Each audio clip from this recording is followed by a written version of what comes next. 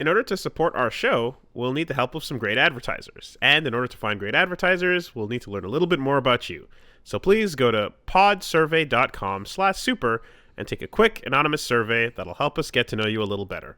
That way, we can show advertisers just how great our listeners are. Plus, once you've completed the survey, you can choose to enter for a chance to win $100 on an Amazon gift card. Terms and conditions apply. Again, that's podsurvey.com/super. Thanks for your help. Thanks, guys.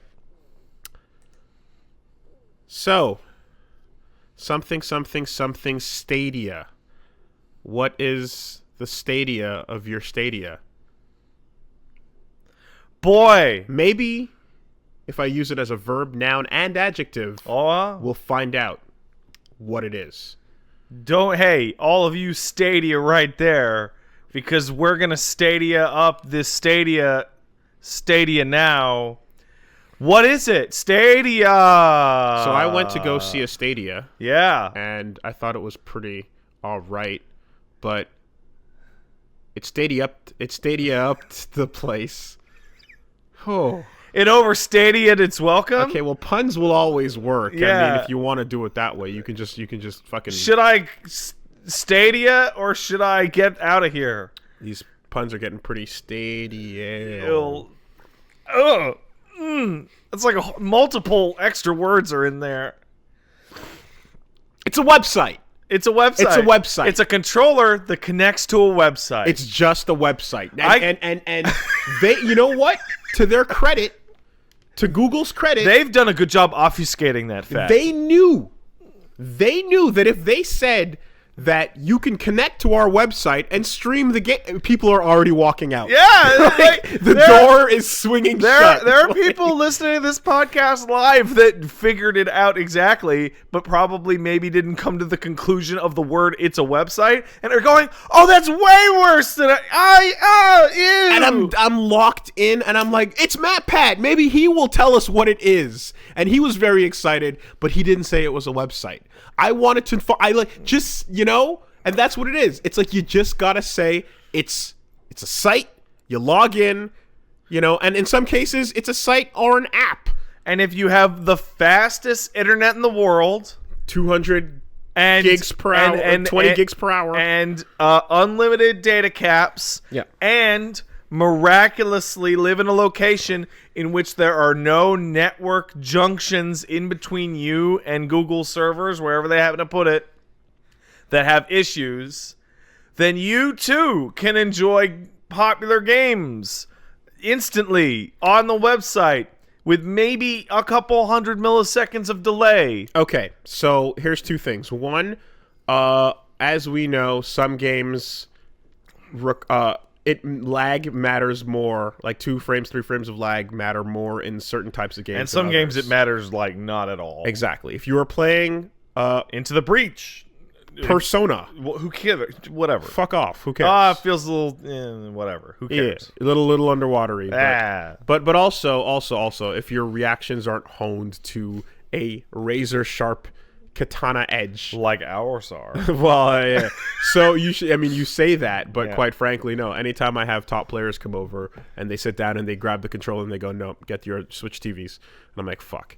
And you're like, yeah, but all that to say that like rhythm games, action games, games that have features such as max acting or just framing, games that have features such as real-time gameplay are not going to do well with the idea of lag. Now, I will give them credit on one thing. I will also give them credit on something. The fact that the controller connects not to a device in your house that then transmits out, but instead connects directly via the internet to the server, that probably shaves a frame off. Yeah, because that means you're moving ahead of what you're seeing. Yeah. So you're actually interacting with the You're unseen. interacting with the server. You are King Crimsoning your character. Just a little. And the results are coming later. Like, that's smart, because that shaves something off. But when I hear things like they want to run entire fighting game tournaments off of the platform, and that they were very serious about that claim. But here's the credit I give them, and it's not directly to them, but it's actually to Parsec. After using the program Parsec, which is basically a Discord for screen sharing. Yeah. It works extraordinarily well. Like the lag in that was the feel of lag in that was extremely minimal. Yeah. And I will say that like it is possible to do this. Like this tech exists. Yes, right? it does. In fact, like Parsec, I'd say goes as far as to it literally is advertising itself to fighting game players as a way of connecting and playing online by not actually going through the game's infrastructure, but by doing desktop sharing. Yeah. And you play locally Some on the old other person's. fucking, what was it called? The X Play, whatever the fucking shit was back in the day. Sure. You just fudge it. So yeah, basically, so you're playing a local match on your computer, and someone else is seeing your desktop, and like the screen share is responsive enough that you can actually play a fighting game with it, right? So that tech is what they're kind of pushing. I will say this on my channel right now: the Wooly and Austin play PlayStation demo discs is done through Parsec. It was recorded remotely via magic, and no one could tell the difference because that's how good it was. Now. I even got people saying like, "Oh man, I hope Austin comes to town soon again. You guys should record more. That was really fun." Ha-ha! It worked, right? People I didn't have to smell Austin at all. People didn't even realize, hey, Texas is fine. People didn't even realize. Yeah, sure, Texas. I'm talking to Austin here. People didn't even realize that we were literally doing that from Texas to my house.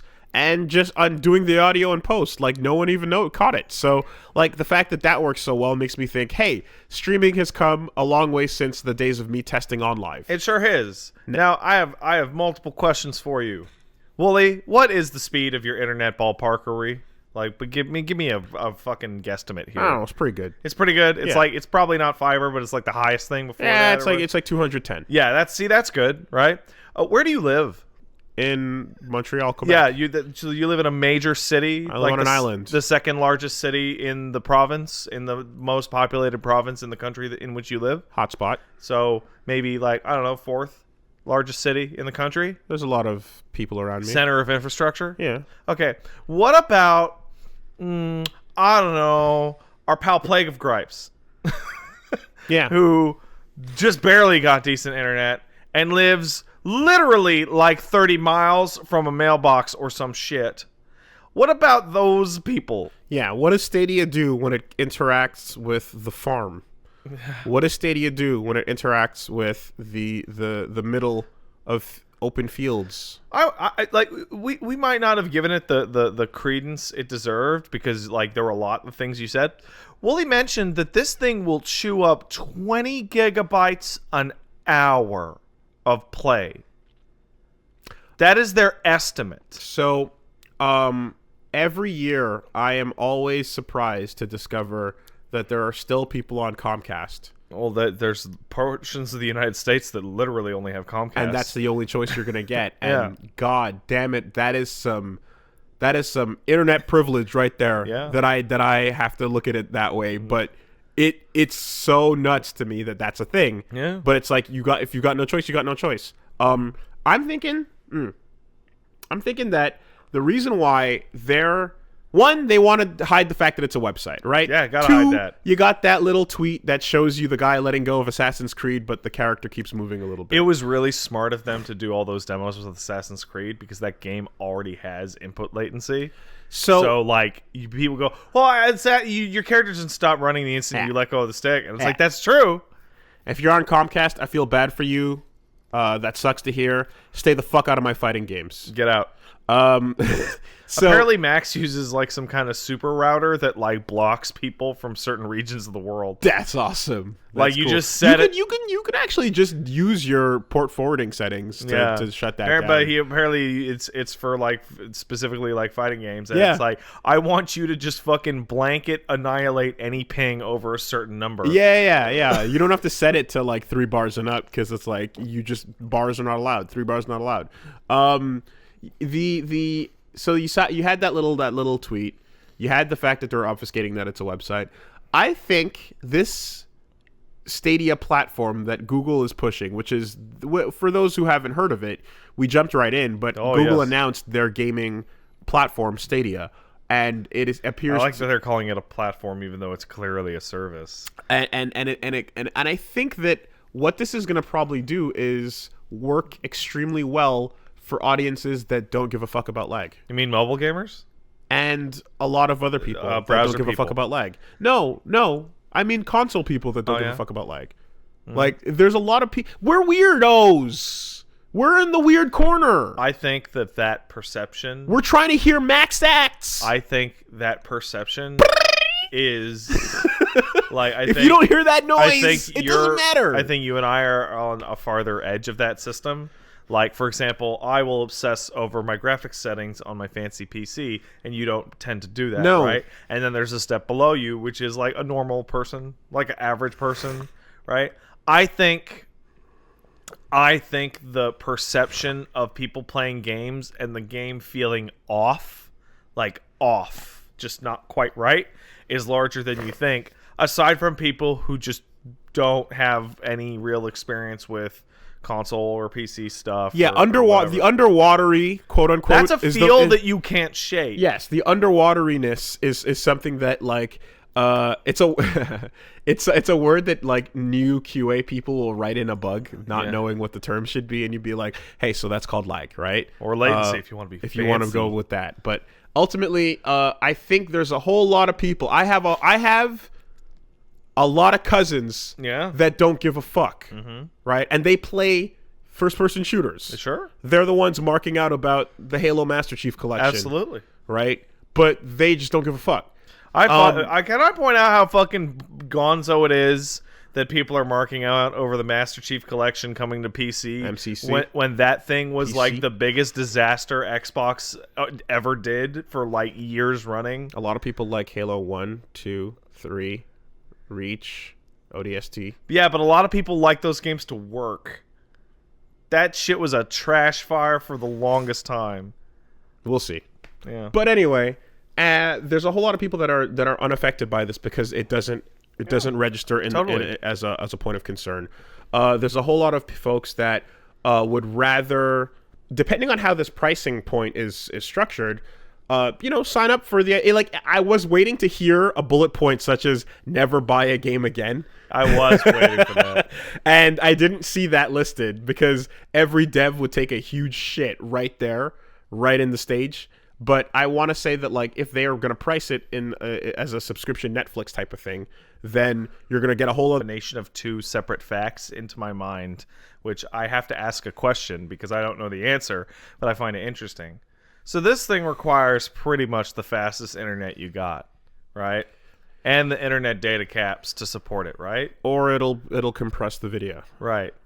Now, how many of those people who don't give a shit about this stuff are going to be rocking the fastest internet known to man? They're not. They're going to be rocking the internet that's good enough for them and maybe a relative to look at their emails, which means they're going to have a not buffered experience, but like video streaming macro blocking is the ugliest visual artifact that exists. It's terrible. It feels like you're playing censorship. Yeah. There is, or it feels like you're installing a fan sub, but your codec wasn't right. Oh, so the anime can't keep up with what you're trying to. Do you remember when those motherfuckers switched to 9-bit encoding? And I'm like, I don't care. I can't see the difference. All I know is that my Persona anime looks like. And you got your fucking Vob sub OGGs. Anyway. Get Og Vorbis out of my house. Get that shit out of here. Matroska video. Listen, if you want to watch your anime, just download CCCP. It'll play everything, every video format known to man. It's a good codec. You don't need to worry about the rest. There is if there's stream issues, you got to refresh your stream. Not sure what to tell you. If there are stream issues, you can listen to the audio. You can listen to the audio version of the podcast as well. Right now, this has nothing to do with me. I clicked the Stadia. The stream is going. Hey, Wooly, there's nothing to happen. Hey, let me ask you a question. You have a really good internet, right? Yeah. So you should be able to stream. That's hilarious. Let's throw another that is fucking so funny. It reminds live me. As we discuss the actual issue. I remember, and here's the perfect part, right? Where like literally everyone right now is kind of going, fix it, and I'm like, there is nothing to fix. The internet just decided it is connected and running, and when it decides to fix itself, it will. Video games. Yeah. I mean, Stadia. the fact that I don't have to click anything and wait a little while, and then in about 10 minutes it'll be fine, and you'll be just commenting on whatever else we're talking about, shows you there's nothing to fix. So it's just what it is. So Stadia is cool and all, but there's a big problem with it that it's a Stadia. It's a big fucking sounds like a Runway one model. Obfuscated portion. Okay. Because it doesn't have anything to do with Stadia. It doesn't have anything to do with you. It doesn't have anything to do with your setup, right? Okay. I have good internet at home, and I live in a big city, and everything's great. And when I played FF14 more regularly a couple years ago, kilometers away from the servers, so my ping was fucking sick, right? However, somewhere southwest of us, there is a data center run by a company called Level 3, right? Now, Level 3, so the internet is not owned by the government. It's not owned by any particular one company. There's millions of fucking little nodes that are server whatevers that pass the traffic. Think of them as like, I don't know, electrical stations, right? Too much juice, they blow up. So it turns out at certain times of the day, on certain parts of the West Coast with certain internet service providers, everyone in FF14 experiences crippling lag around, I don't know, 7 to 9 p.m. on a Tuesday, Wednesday, Thursday, Friday.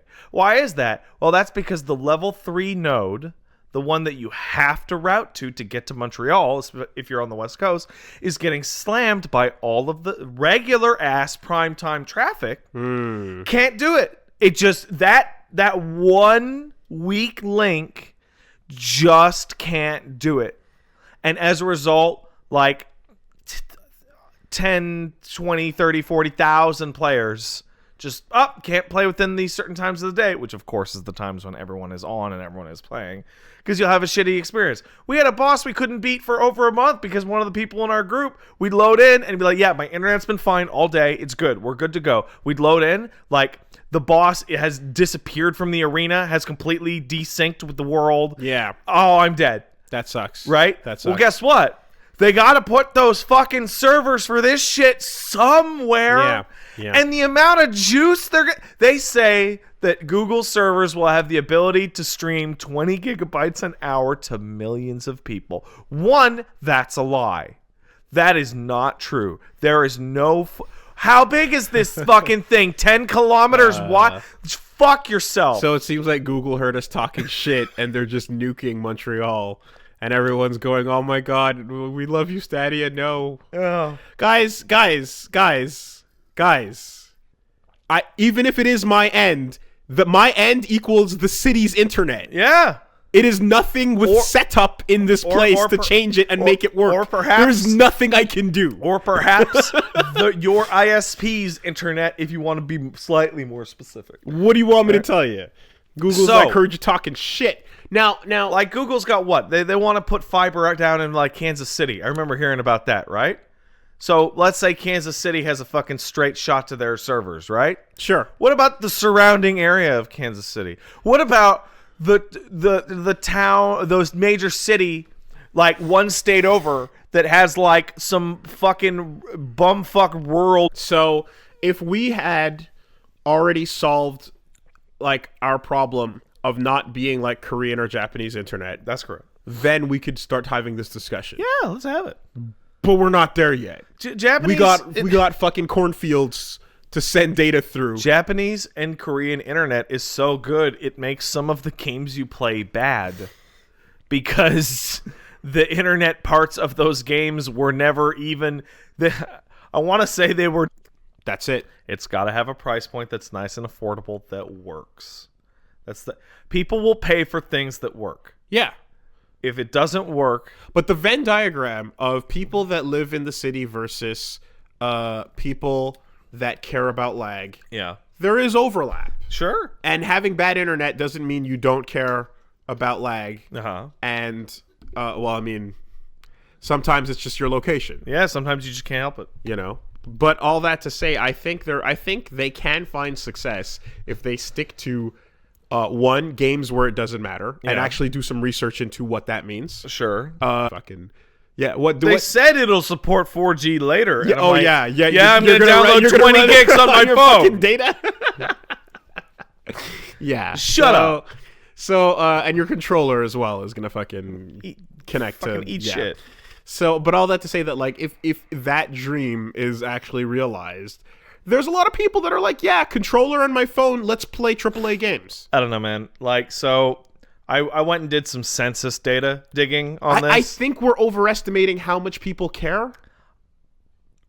I tend to. And when I say people, I really do mean, like you know how, like, think about all the game sales of a given game, and think about how many of them picked it up from following reviews or following game news, right? Think about how many people check out what's coming out on a regular scheduled basis. Minuscule portion of the audience. Versus the amount of people that just wander into an EB or just check out what's new on the digital store. FIFA's, for example. So the FIFA. There is enough sustainability in the numbers of those who just impulse. So they want to cast the widest, shallowest net possible. And I think they know that net goes wide and far. So it excludes us, but they can survive in the same way that mobile games have continued being a thing for years now, and are at a point that it's like they don't need our attention to thrive. You can fucking Candy Crush your way to billions. So I want to use an example here because I did census data digging on this because I was like, I need to know. One, this shit's only going to happen in Europe, Canada, and the US, right? Okay, so that makes sense for early limited launch, right? For a big service like this. All right. Canada and the US don't have the same population density, obviously, and they don't have the same population distribution in rural and urban areas, right? Canada's about 80-20 for urban versus rural, right? US is about 50-50 population-wise. Like, about half the country is, like, on the coasts, and about half the country is, like, everywhere else in the... 337, all right. I think. Let's say half your population's rural, right? Let's just straight up remove those people from this entire discussion entirely.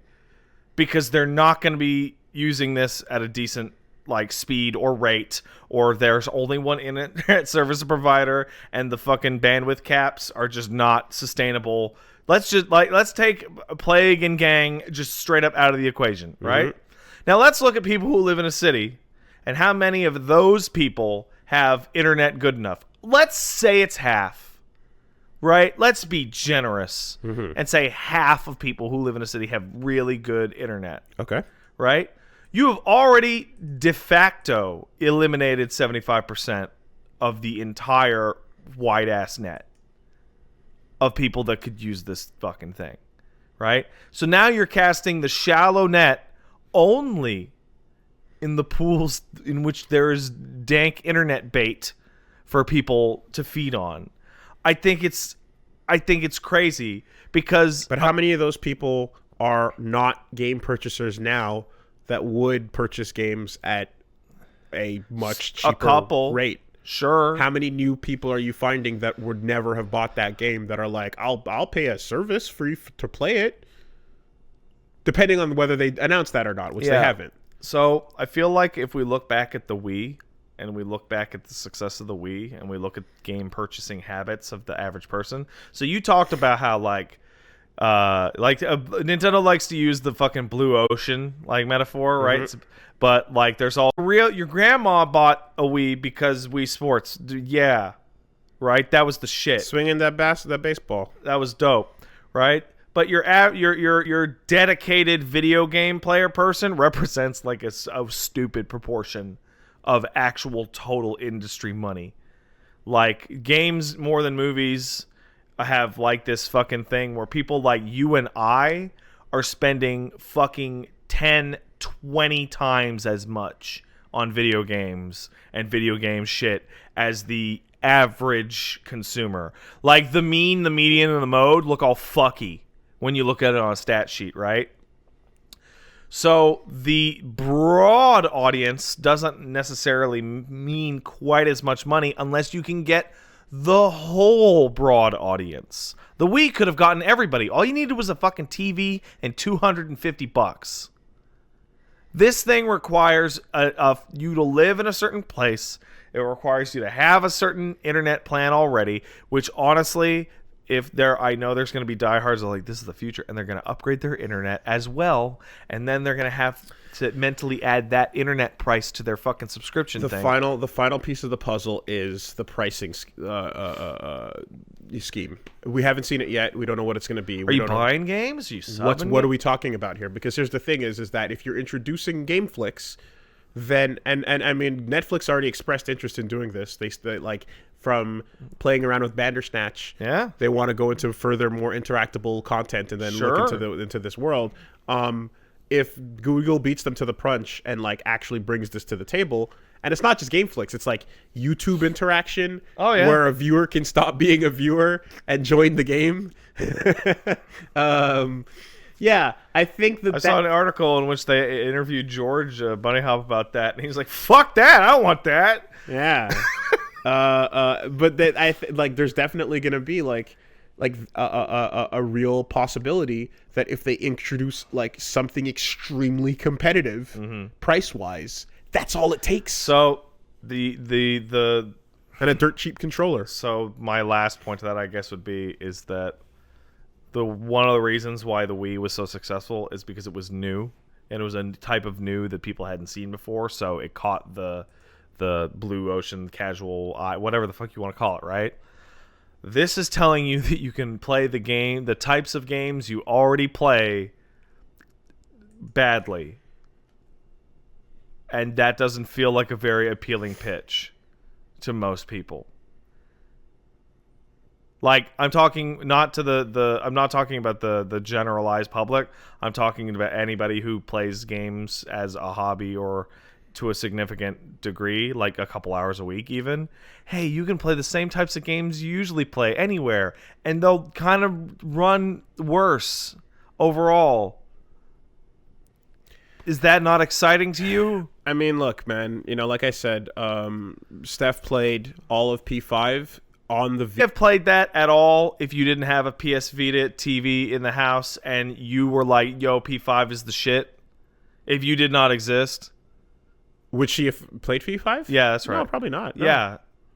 So are neither of most of these people. But if they exist, they exist. I guess. Right? I feel like like I'm gonna blow up the spot now and say that she's like, hey, are you using your old mouse? And I'm like, no, why? It's like, I kind of want to try Apex. Cool. And she's of like full own volition and wants to get in there and try and see what it's like and stuff. So I mean, one way or another, a sale is a sale is a sale. But what I mean is that came from proximity to someone who is just dripping with video game juice. Yeah. Right? And you dripping with your video game juices onto the floor are not going to be a fucking ambassador for laggy games. The existence of a functional, healthy, and extremely profitable mobile market leads me to believe that I would not call the mobile market healthy at all. Well, depends on depends on your definition of healthy. By healthy, I mean there are people that are making tons of money. Yeah, but they're not making it in great ways. I consider a healthy market to be one in which you can make a product of value and sell it and make a tidy sum. Yeah. Whereas the mobile market is boom bust. It's dice rolly lottery town. Yeah, but we're squeezing whales here. Yeah, we're tapping whales. I know, dude. But that's that.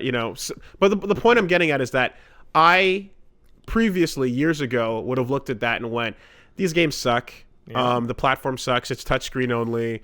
All of this they're time wasters ultimately, but this is not going to last. Yeah. / this is always going to just remain in a weird little corner. And then fucking gacha and loot boxes and a million other things that come out, King.com just prove me infinitely wrong.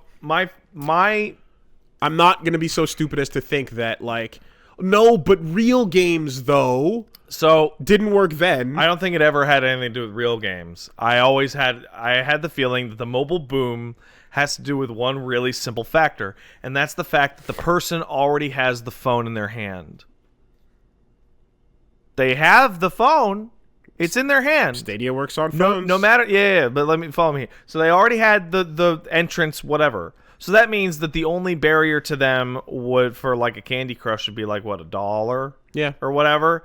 That's a low ask, right? That's low. With Stadia, it's don't just have screen of choice, whatever. Everyone has that already. It's also have a utility in your home that's good enough to support it. And I feel like you overestimate how many people have that utility in their home in general, good enough to support it, and would be like that narrows it so significantly.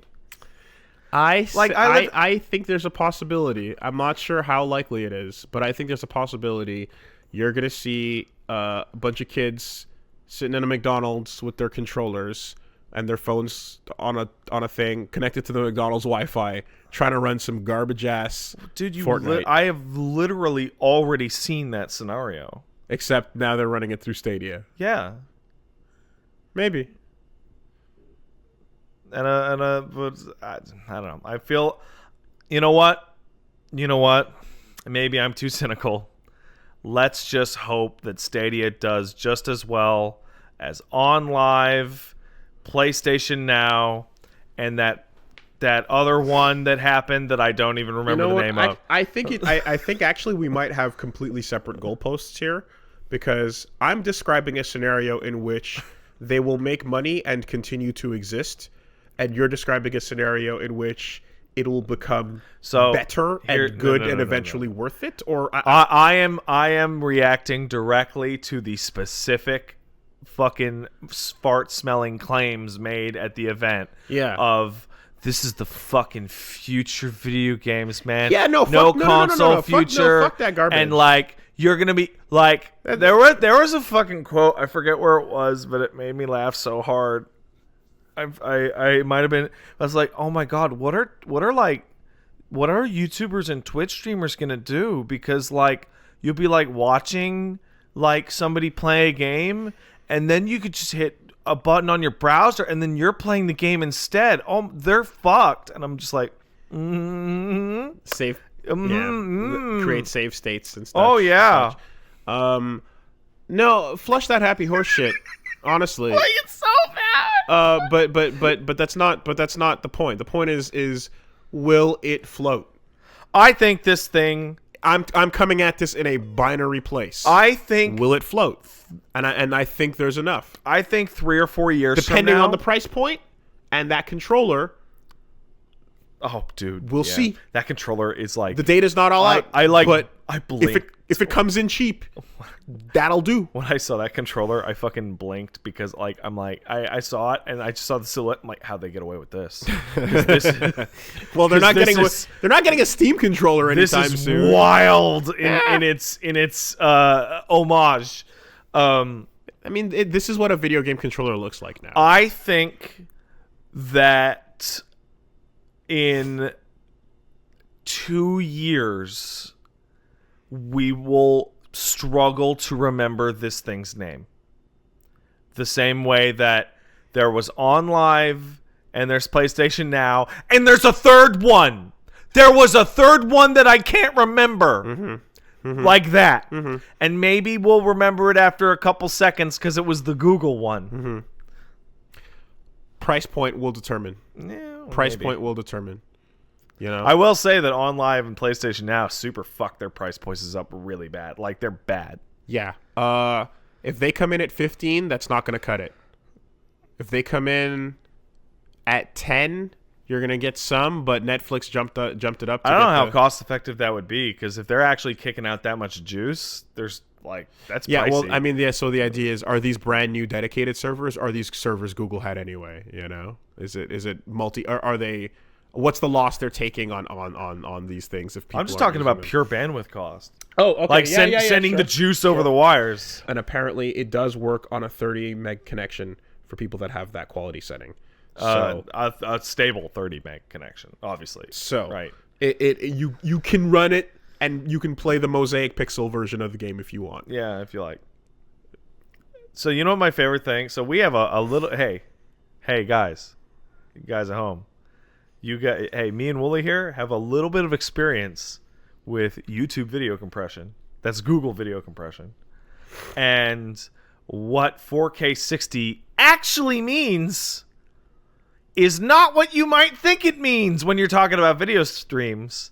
For YouTube. Yes, for YouTube. So, but for all other things as well, because there's that hidden number, the one they don't want to tell you about, the one that's hidden in the fucking how to make your upload to the fucking whatever that tells you about your bit rate.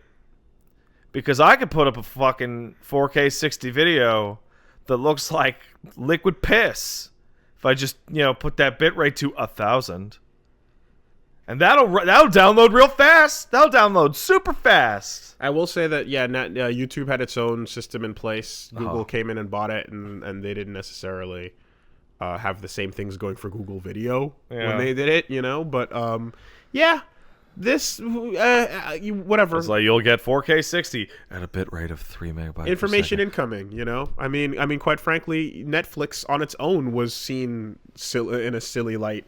And I remember when I was fucking doing QA on their disc loan service, where you fucking get a disc sent to your house. That came a long way, didn't it? Oh boy! Oh man! Send a goddamn DVD to your house and send it back.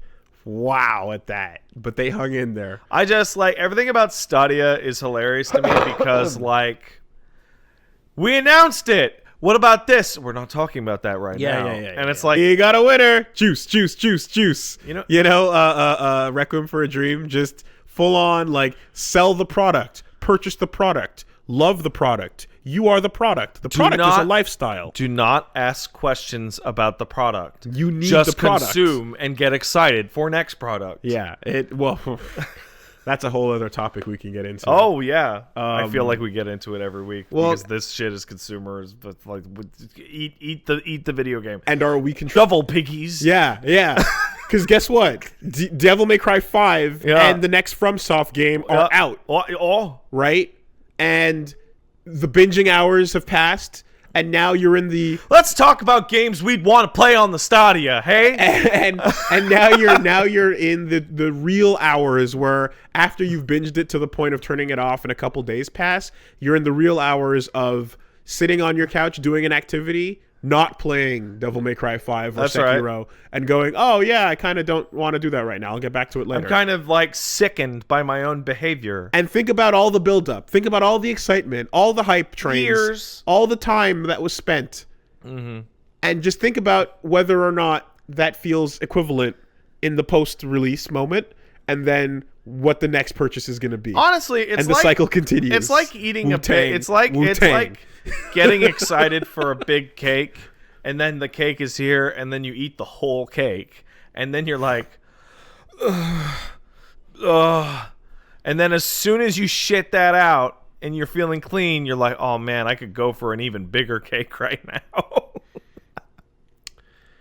I mean, I will say that with these two out now, I got nothing I'm sitting on my hands about outside of a couple new random announcements here and there that I'm going, but it get off the train, once the train pulls out of the station and it brings you to your destination, it's asymmetrical, the build-up, and then even when the game is amazing, and it stays amazing forever afterwards, there's something about that, the build-up has enough people that, those who have no interest whatsoever are I'm on board. I got money. I'm buying it. What are we buying? What's happening? I like the feeling of new. Devil May Cry. Is that new? Should I get in?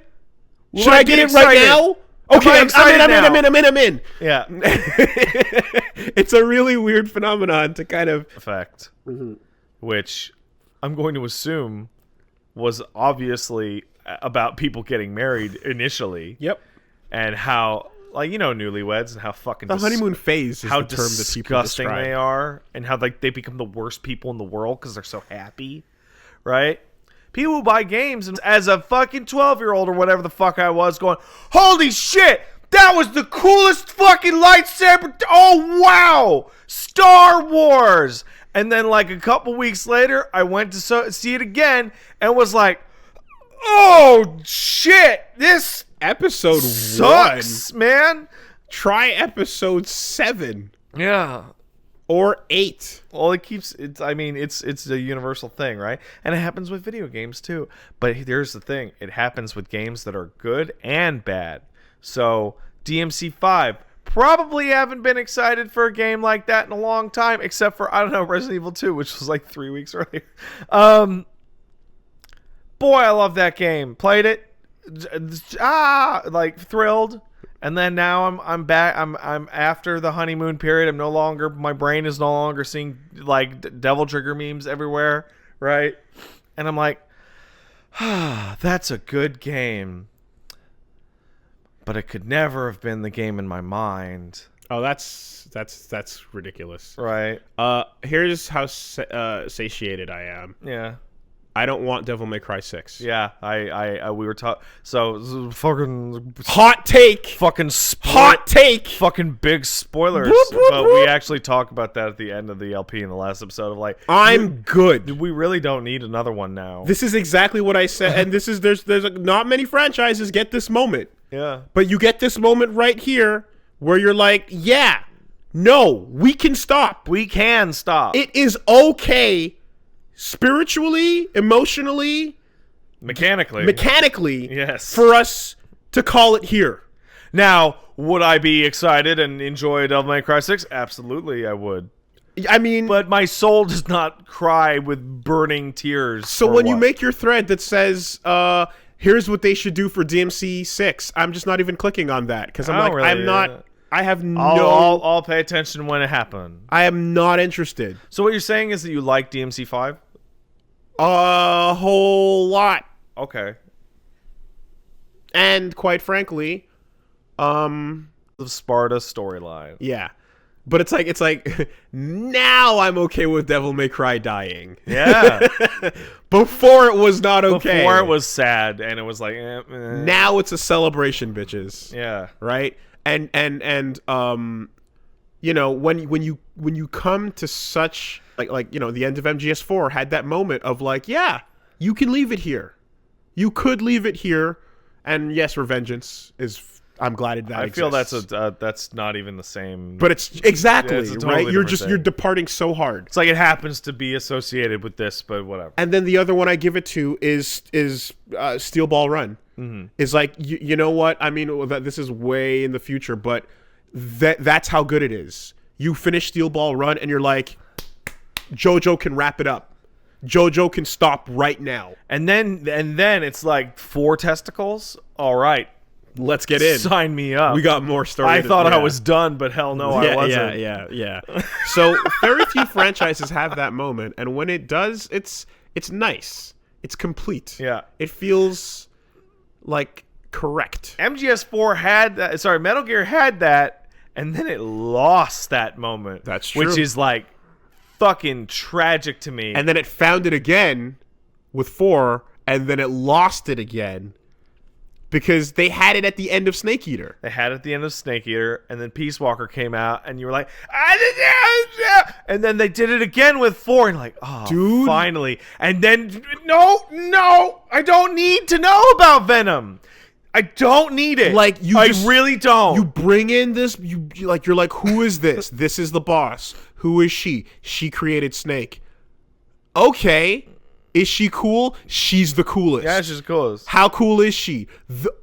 Oh, okay. Okay. Everything makes sense now. Got it. And then what happens out? Yeah, okay, cool. Done. And then... Even that weird ghost shit, I can kind of headcanon and then you're saluting details. the grave, and you're like, oh my god, I feel it. Oh, yeah. And then you cut to the fucking... the Ness intro or whatever. The Oval Office. Yeah, oh yeah, that's right. And then you go, no, we're good. Oh, we done. Understand. Oh, and then you're like... There are a few lingering, and then the timeline rolls. Right. And you're like, done. And then you're like, oh, okay, it wasn't really ghosts. It was like, it was just assholes with secret identities. Assholes with, exactly. I can live with that. Yeah. And then MGS4 starts off, and it's like, no, it was ghosts. Internet ghosts. Yeah. And then you're like, but then it, okay, oh, you got the hallway and everything. Okay, good. You're like, done. And then they're like, no. Yeah. And you're like, we don't need it. We don't need it. I feel like I feel like the Metal Gear Solid 5 is the longest footnote to a plot hole ever. And that's what I feel like that story is. Yeah. Like, but I know that I'm not as down on it as most people are, because there are some contributions that I really dig. I had what might be the worst experience with that game that a human could have. Right. That I did not get to play it. Right. So the entire time, like, Liam had a blast with it, and even he has gone on record, like, he's very disappointed in it. But, like, he got to play it. Yeah. He got to enjoy it, right? Yeah. I got to sit there going, oh, man, I really hope something happens. Ocelot's on screen. Okay, he left. Dude, Ocelot's in that game. He does nothing. You know, there's individual individual points, parts of that game that I think are really cool, and aspects to it. And in the end, right, the double take on that ending makes me go, fine. That was a interesting piece of information that we got. Fine. Yeah. Until getting that extra bit. And I mean, you know, I think we can talk about it openly now. Big Boss is a jerk. Yeah. That's the ending. Big Boss is as bad as the people who killed the boss. Yeah. And he becomes that way. His legacy is built on a lie, and he is the biggest hypocrite. And the legacy in our heads of how amazing he is only possible because it was a lie, because no one's that good. Yeah. I can take that. Sure, that's you fine. Fucking piece of shit hypocrite. But can you take that Jeep ride? Skullface had so much potential. That Jeep ride is in, like, if I made a list of, like, top 10 worst moments in video games of all time, that Jeep ride would be in there. Skullface had so much potential. So much. He was so evil in Ground Zeroes. Unbelievably he was evil. So evil that the nature of his evil made me uncomfortable that the audio tapes were being given to you as a reward. Right. Like to the point where it was like, is this genuinely inappropriate? Like, because he's so evil. Like, the layers of, you know the chart, and it still remains, like, villains who are arguably correct are the best. Yeah. Because you can barely see the they flaw. They have motivations that are arguably more justified than the heroes. Yes. Yeah. Right. Skullface is completely not that. No. He is the most opposite end of the spectrum, but you're like, oh my god, this fucker needs to go. Yeah. And then nothing happened. Dude, you ride that Jeep, and, like, I thought we were gonna crest a hill and see anything. And then you just kind of ride into a little... But you know what? Into a little base. You know what, though? That cut mission, the war zone with all the soldiers and their names that you've rescued. You mean the most expensive mission ever? Yes. Yes. The one where every soldier that you have on your team shows up, and they're all individually doing their thing, and you can recognize the names. The mission that still doesn't give the game a real ending. That is what blew me away the most. Is, like, we're sitting there and we're watching the fucking DVD that comes with the storyboard version of it, right? And we're going like, okay. And it was fucked that you had to get a certain version of the game to see that. That was actually pretty fucked up. But wait, yeah, okay. And then, like, oh no, we accidentally shot the kid, but then the kid left, and then we all just kind of left, and it still felt like that wasn't the last mission. Like, what? Oh my god, that shit. Well, Devil May Cry is not that. No. It is not. Yeah. Oh, fucking. I mean, if we're gonna get into Devil May Cry, we should put that later. Yeah. So, quite frankly, I don't even. You know what? Here's my review of Devil May Cry 5. A game so good, I don't really need to talk about it. I mean, here's the honest truth is that, like, anything we can say in a spoiler cast, you're going to catch us saying in the LP. Yeah. You can go look at that. I'll have more to add upon completing all the extra difficulties and stuff. I completed Son of Sparta. It's good. Yeah. Fun. I didn't know about the little extra detail where when you start New Game Plusing, you get these little fun little photos that the game takes when you kill certain... Why do you need to do that? I don't know, so that your expectations could be exceeded. Yeah. About what New Game Plus means. Fun little photos. You know, that's a cool little bit. But ultimately, yeah, man, you know, you're gonna catch most of that on that LP. It's true. You know what I think is totally wild? That within 1 month of each other, 2 Japanese action games that heavily feature protagonists with robot left arms came out. Robot left arms are a thing. That's weird. Also, we were just talking about Metal Gear Solid 5. Yeah. In which that character also has a robot arm. Yeah. No, stylish amputees. We've been doing this for a while now. A lot of people have been like making like Nero comparisons to like a lot of things, and it's kind of like, yeah, it's there's never been a shortage. The other thing is that that Sekiro and Devil May Cry 5... Is it his left arm or his right arm? For Nero? I think it's his right. Yeah, it's his right. My bad. Sekiro and Devil May Cry 5 both have fuck you, you're gonna die bosses as the first thing in the game that if you're good enough, you can totally beat. Yeah.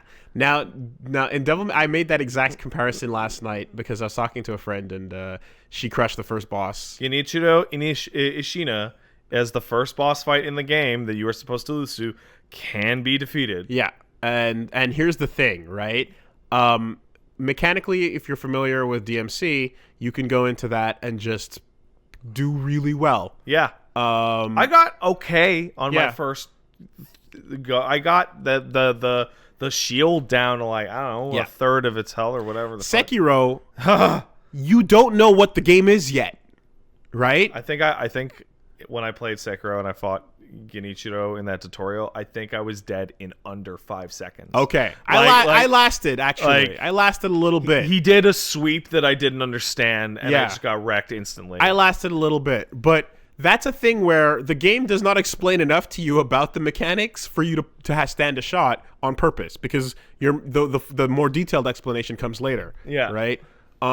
If you were to reapproach that fight by starting a new game or whatever, I'd say 2 hours of experience into the game, so you do way better. The best part about it is that here's a spoiler. It's been in the trailer. You fight that guy as a boss later. No, of course you do. He has the same moveset. Of course he does. So I know how to beat him now. Yeah. If I were to go back and do it, I bet I could do it. I mean, especially on New Game Plus with all my health upgrades. Well, because I just like the thing that it took me a while to reach an understanding on was like until the tutorial man explains to you about consecutive parries. Yes. I was kind of like, I'm trying to parry and get the death blow, but it's like, no, that's not always the case. No, you need to get that posture down. And then sometimes I'm like, okay, well, if I'm parrying and then I'm going for another swing, like I thought parry was going to deflect, Soul Calibur the guy. Yeah, guard him. Right? Yeah. And on big strikes against weaker enemies, it does. Yes. But against bigger enemies or just stronger enemies, they're just like, shut up. No, I'm continuing. I'm gonna go in, and I did not catch that or really grasp the I thought I was doing something wrong. Yeah. Right. I thought I was getting close to just frame parries, but not on point. And it turns out it's like, no, you were landing them. Just do more. But his posture is not broken yet. So do more. Exactly. Just keep doing it. Exactly. And then once you get that part of it, and then you also have the, like, oh, shit, I can't get that one. Just hold it. You can do a couple blocks in, and then take another stab at it. It's almost like counter breakers. Yeah. Right? In Killer Instinct. And then you get enough in there, and they're like, now you get the crumple, and then you open it up. It is kind of crazy going from DMC5 to Sekiro, because DMC5 is about options. What do you want to do? You have like 100 fucking things you can do at any given second in Devil May Cry 5 with any of the characters, right? When you're playing Sekiro, what do you want to do? Well, you can hit them or parry them. Yep. Or maybe throw a ninja star at them. So you better fucking learn how to do those things. What you don't want to do is wait for them to come at you, because older Soul games wanted you to do that. Yeah, dude. This game does not want you to do that. I had somebody write in last night or the night before when I was streaming it, because they had watched you play it for hours, and they came over and watched me play it for hours and saw that we were both playing it in the 100% opposite manner from each other. You were hyper-aggressive and just in the enemy's face all the time, but then when things would like go bad, you would back off when you should have been pressing the advantage. Yeah. And I was standing there going, I'm going to parry every single fucking thing that comes at me. Yeah. Until I would get greedy. Yeah. When I shouldn't have. Right. And like when I saw that, I'm like, I really need to go in more. And I did, and sure enough, I had more success. Yes. Because when you're just fucking in there, yeah, they have a more limited amount of things they can do. So, you early on in the game, you fight a giant ogre thing, and that thing is, to me, so far, it's like that's your soul's boss, and that is won and possibly done, or at least for a while. You're not gonna have to deal with that anymore, because that guy is going to take big, long, predictable swings, and then you have to sidestep around them and take 1 or 2 hits and back off. So I'm pretty much done with the game. I have the final bosses to go through, and then I'm done. Okay. So the game, you're supposed to be learning this because the game really doesn't tell you much, right? There's essentially 3 types of enemies, right? They're like, and I mean posture-wise, right? There's dudes that you are going to run up to, and you are going to blow their shit open by rushing them down, and they're fucked. So let's say a lot of the animal type enemies, archers, whatever, right? Then you have guys that, boy, it's tough to get a hit on these guys, because they're going to stop everything coming their way. Yeah. But they're going to attack you so much that if you're like clanging off everything, you're going to be able to get just like a stab in there and you kill them instantly off a deflect. And then there's the guys who are fucking big and tough. Guys who regenerate their posture, it appears, immediately, no matter how much you deflect them. So you're going to have to go to the sides and chip away at them and chip away at them and chip away at them. Or if you've got big balls, Mikiri counter. Jump, well, you should Mikiri counter everything. Jump over sweeps, stomp on their heads, and do the big thing. Yeah. Right? But, like, there are guys that I'm like, I'm doing all that, and it's like, because they're at full health, it's not going enough. Like, yeah. You need to hit those fuckers. And so I hit a couple walls, right? In my first stab at the game.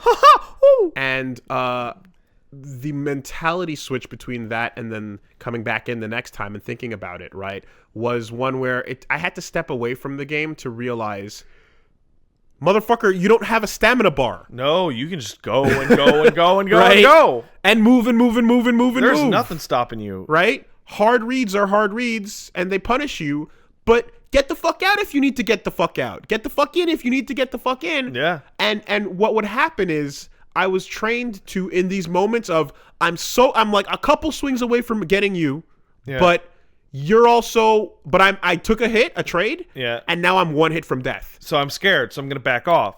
In Souls fashion. And now they're going to regenerate the posture. And all that's gone. Oh, I just wasted I lost the fight. Minutes. The whole thing.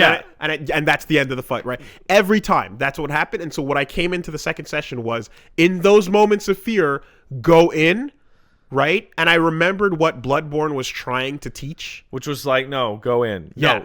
No, go in. I know you're scared, go in. In the end, in Bloodborne, you didn't have to do that. No. Which is sometimes you really shouldn't have. But it rewarded you for doing it. Yeah. Right? But that's why the lesson didn't take as hard. And I think this time around, they made that Bloodborne lesson mandatory. Yes. Because it was when I said, I have no life left, but I have to stay in. So let's take I managed to succeed. Let's take a really good example, which is Grandma Butterfly, Lady Butterfly, but everybody calls her Grandma now. That's where I stopped. So, she is man, she's a great boss. Like, she's awesome. She has all sorts of bullshit. She fucks with so fucking. She cool. fucks with your camera in a way that I think is fair by doing the jump up above you because that's the point to obfuscate your bullshit. Because that's the point of her movement. Isn't it great? I was having the hardest time reading her bullshit until I was like, no, I'm just gonna go in on her every single second that she's in front of me. I'm gonna go in as hard as I possibly can, and it helps. But now but then what you start realizing if you keep swinging though is that she has like frame data. Yeah. Right? She's got counter pokes that beat yours. Yes. And after 2 or 3, she's gonna do a jab. Yeah. And then you got to learn. Okay, so this move I could deflect, but because of its aim, can I actually sidestep it and stab her? Exactly. And there's a piece of data that is not in the game, but it is in the PDF that we were given because thanks Activision. Yep. Gave us review copies, and it is the data on, dude, what is the relation of health to posture regeneration, which is not in the game, but it is in that PDF. And it is, if they're at full health, they have 100% posture regeneration because of course they do. Yes. If they're at 75% and up, but 75 to 99, it's 66%. At 75% to 100 is full regeneration. 50 to 75 is 66%. 50 and under is they only regenerate 33% of their posture, which is why that's such a turning point for most bosses. And then if you get them at 25% or lower, they can't regenerate posture at all ever, which is why the fight is over once you get them down that low. One key, if you want to talk, one super key fact from that PDF as well that is not so far given in game is the relation of consecutive parry attempts over time and basically what ends up happening on your inputs. You can spam parry if someone's swinging at you, right? And the game will give you that first window and even that second one.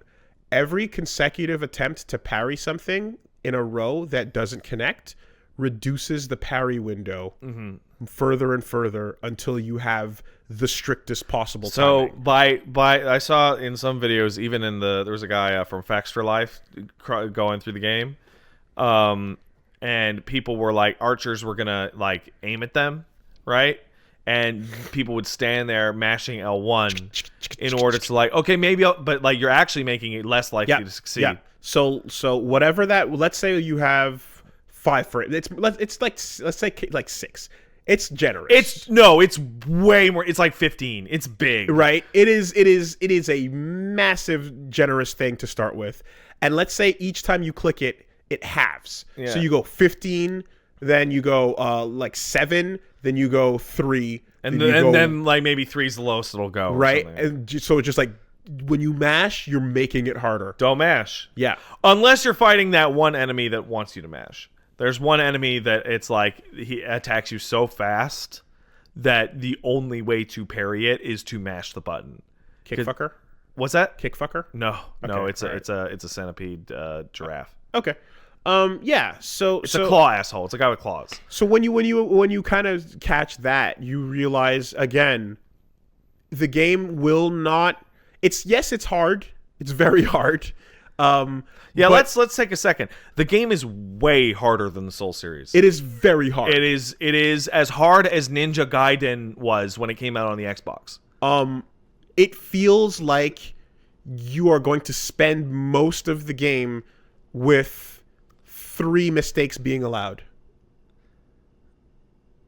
Yeah, 3. 3. I have the maxed out health bar. I get 3 mistakes unless I heal. There you go. 2 depending on the enemy. Occasionally you get 2 mistakes. Yeah. 1 brings you just within death, and then that's it. And occasionally 1 mistake if it's a throw. Yeah. Fuck, man. That lunge from the ogre is bonkers. So I had a jumping eventually was my saving grace. Yeah, so it's like what I found is like when I see a throw, I hit circle and I hold circle and then I just run straight back as far as I can go. Yeah. Because there's nothing to stop me from running that far away. Yeah, I lost positional advantage. I don't care. Throws do like 90% of your life most of the time. Now, the best part about all of this is all these mechanics we're describing, right? All these things you're doing, while you're doing them, it's the most stylish, it's so cool. fucking cool-looking experience. So I want to... With the swords fighting and clashing, and the dodging and the jumping, and every fight, when you're doing the mechanics as intended, is a cinematic fight. So I want to point out that there are hidden mechanics to the presentation of this that you may or may not have seen. So... I'm going to use the Genichiro Ishina boss fight, which is about a third of the way through the game. It's the guy on top of the tower. It's the guy you fight in the tutorial. You see that fight in the trailer, so I feel very confident in talking about it, right? He has one of the longest strings in the game that you cannot stop. He's going to if he dives in with like a sweep going from like left to right, he is going to start like whirling his sword in front of you and just clang, clang, clang, jumping. He's going to go hard on you. I feel like it's 12 hits, right? If you get all the way to the end and you're not busted and you manage to deflect that last hit at all, both characters get flown back into like what are essentially like kata stances. and it resets the fight to different positions.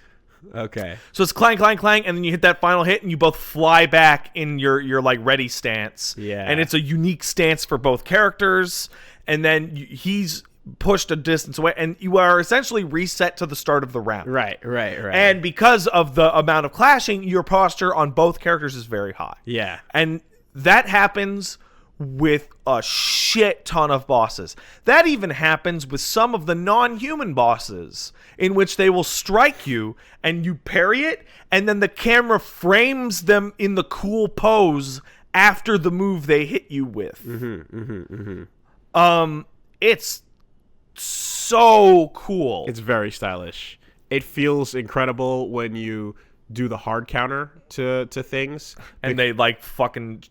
They're now facing the wrong direction. Yeah, because that's the thing, right? It's the same with feeling of like, you know, Bloodborne, like shot to the face, front stab, right? Yeah. Perfect parry. In this case, it's like that big lunging sweep, and then you jump off their head and Frankensteiner stab them. Or my like, it's so simple, but you see it very early in the game. Like, it's one of the first things you do is that you perfect parry a generic enemy, and their arm flows way back, and you just stab them in their chest through their armpit. Right. Like, just this quick, just yeah. It's like, get fucked. And then there's the moments of like, okay, I purchased jump deflect, therefore in this grandma fight, there's moments of me, like, I've got my ninja star, I'm shooting it at her when she's up there and whatnot. And then there's moments where she's got her shit coming at me, and I'm jumping towards her and deflecting them in the air to come down with a swing. Like, there's these moments of just I'm fucking ninja! Doing the game as intended feels and looks incredible, man. It's... but boy, does it beat your ass. It's beating my ass harder than any game in like 2 years. And it's compensating for the fact that you have no stamina and a jump button and a grapple away button. Yeah. You have such you have the most tools for cowarding out than you've ever had. I'm losing this fight. Hold on. I'm going to grapple up to the top of this tower, sip, get back down there. You can coward out better and harder than any other game out there from FromSoft. I feel like the reason why they moved the item slot to the D-pad is to tell you, no, fucking stop. Right. It's not a button. Yeah. You are not to be using this in a time of action. Do not. Almost every time I tried to sip my gourd when I was like in a proper fight and the enemy was anything other than 15 feet plus away from me, I got stabbed for it. Now the tensioness of this game is really high as well. Oh yeah, big tension. It used to be Tenchu. Now, it straight up used to be Tenchu. Now the one thing that it's not a complaint because I can tell that there's something I don't know. Yeah. Right. But what I feel is that in that tensioness, I'm expecting stealth game mechanics to have a certain flow to them, right? In Metal Gear, in Tenchu, in Assassin's Creed, in any game where you're sneaking about, right? There's a way to approach it, in Thief even, whatever. There's a way to approach a given scenario where you enter like a fortress and you see the guard posts, you know where they go. I'm gonna stealth these fuckers. You know where the hiding points are, and you know where the open bad spots are, right? Yeah. And there's two guys facing each other. Big open field there, and it's like, and you've got the pull ability with the broken dishes or whatever. Yeah. What I'm having a hard time with is I usually go into that expecting that type of scenario, expecting there to be an optimized line of stealth. Yeah. Where if you do this properly, you can crush this whole encounter, and no one will find you. That doesn't exist in this game. It doesn't. It's straight up one. There is one spot in the game. You can't European extreme this. There is one area in the castle where you get to a bonfire and then you sneak forward and there's a guy walking in a certain direction. There's another guy and you can take out like half the room. And then as soon as you do that, you go into the next room and you stealth kill a guy, but there's a much tougher guy facing him and two people in the adjoining hallway that are going to come in, and there's not much you can do to stop them. So some people in the chat are saying it totally does, right? But I in the places I've played so far, I would love to see, because I just feel I've encountered areas where it feels like a no alert playthrough is almost not possible. Yes. Right? Now, there are areas in which a minimal alert playthrough is totally possible. There's an area called the Gun Fort where you can take out a bunch of archers or riflemen or whatever, like somewhat stealthily. Mm-hmm. I think you can get almost everybody in there except for like two guys, but then you're gonna have to fight those guys. But there's a lot of areas that are just like, no, the stealth portion of this is for you to like initiate the encounter, eat away at the edges. Yes, exactly. And if you and initiate the encounter by reducing it by picking a target. Yeah. But after that, you're drawing aggro and fighting a group. So what I tended to do is there is an encounter that is very early that represents this very well, and it's the encounter immediately after the Chained Ogre. There is a mini-boss general enemy in the middle of an open courtyard, flanked by archers, multiple guards, flanked by this motherfucker with a pot that is just the worst, which is the worst mother. There, by the way, there are 3 of those in the entire game. They are really rare. There's like a bunch of sword dudes around, and it's like, okay, what can I actually do? I can stealth up to the right. I can stab the pot guy. I can drop down further to the right and stab 1 or 2 of the guys around the back, and then everyone's pissed off. All right. Well, if you retreat far enough, they will reset, and then you can take out the rest. But what I usually try and do is get the ranged assholes. Yep. And you can ease in and out to take out those. And two. when I mean get them, I mean, okay, I stealth 1 or 2, and then I'm just gonna sprint right to the others and just kill them instantly. Right. And then leave. Yes. And then maybe on attempt 2, I will get the rest of the melee units, but not the boss. Yes, exactly. And now the boss is completely by themselves, and I can remove an entire life bar from them with a stealth attack. And here's the thing: the fact that death blows put you into an invulnerable state mean you can avoid bullets and bullshit if you time it nicely. The game would be impossible if death blows did not make you invincible. Right. It would be actually, oh my god. So successfully, I've managed to find these encounters where you ease through by taking out the edges and then running away and then coming back, right, and re-engaging. Another good example is there is the first like spear enemy in the past. Oh yeah, the shinobi hunter. And that area where it's like you can take out the first guy that shows up by the bridge, you can take out the archer by the grass, you can get one of those 2 on the side, but they're going to spot you. Yeah. Right? And at that point, you can either continue the fight or run away. Now, running away yields you a reset chance, and then you can come back in and stealth another person. But it just my whole thing is just that when you're running away from multiple alerts, That's not what every other stealth game wants you to do. No. So In fact, it feels pretty clunky. Yeah. So I'm really weirded out by that being intended here. I don't think it is. I don't think it is either. I think they actually intend you to just go all in and fight every fight motherfucker. everybody. And it's like, I get that, but when there are more than 2 enemies, the ability to deflect any of them becomes almost impossible. Like, there are too many swings coming at you. So that's why the only thing I want to know is, like, do you actually intend there to be, is there a godlike stealth-only run possible, or is it really stealth at the beginning and then take it all on and handle the ads? Around the 30% mark, you get an ability that dramatically improves your stealth. Okay. And it is called Blood Smoke. And basically you stab somebody, and that spray of blood that comes out of their throat, you turn that into smoke. And anyone whom it touches within like a pretty decent radius around, it basically re-stealths you. It like resets or enemies that are really close will go, whoa, oh, there's smoke in my eyes. Yeah. And you can stealth them. Okay. And like there's a fight near the very end of the game where there is a big tough elite with 4 guys that are good ass normal enemies looking at him. Yeah. And he's got his back to you. Yeah. And they have your and then there are 2 archers, but there are 7 people in here. That's a shit ton of dudes to fight. Yeah. But if you stealth one of them and do the blood smoke, you can stealth a second and do the blood smoke, and then stealth the big guy and do the blood smoke. And then you're almost drawing spirit emblems, but you have removed more than half of the combat shit in this room. Okay. Right? Okay. So it's actually coming down to a matter of you will get to do this, but mechanically you have to get there first. Yeah.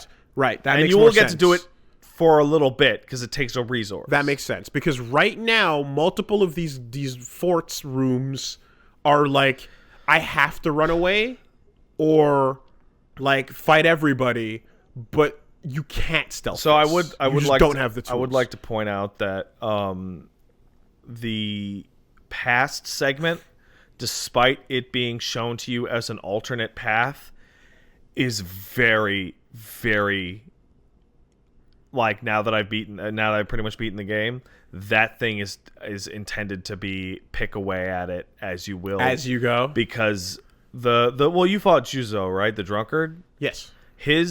The run to him is so outrageous. Yeah, it is the toughest thing in the whole game. So that's a perfect example of a room where you can't get by that first run. There are like right? 8 guys right next to you when you start that, and you will have to go through them. So what I was able to do towards the end of my second stream was sprint past them, and there's actually enough distance that they don't follow you over to Juzo. Yeah, problem is then when you want to run from the guys in Juzo's arena, the only place to run back to is the area that you left everybody alive in. Yeah, or behind the house. But ultimately, but you know, that, like, yeah. So, chat, we are aware of the fact that the state of play is happening right now. We are aware. It's just unfortunate timing, but we're recording a podcast. We're not going to double stream it while we're recording the podcast.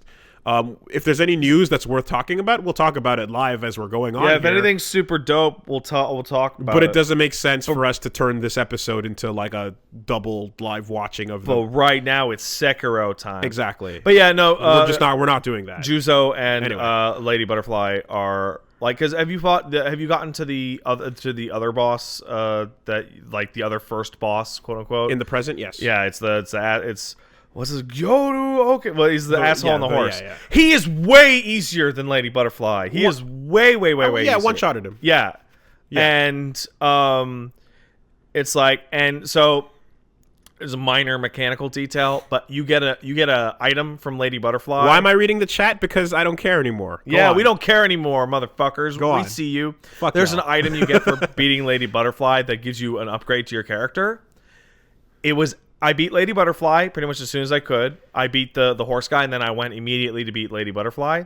It was like 4 or 5 hours before I was able to use that upgrade item. Interesting. And then I'm like, oh, wait, is Lady Butterfly an equivalent difficulty to the thing I had to beat to unlock this upgrade? Yeah, actually. Okay. Game's great.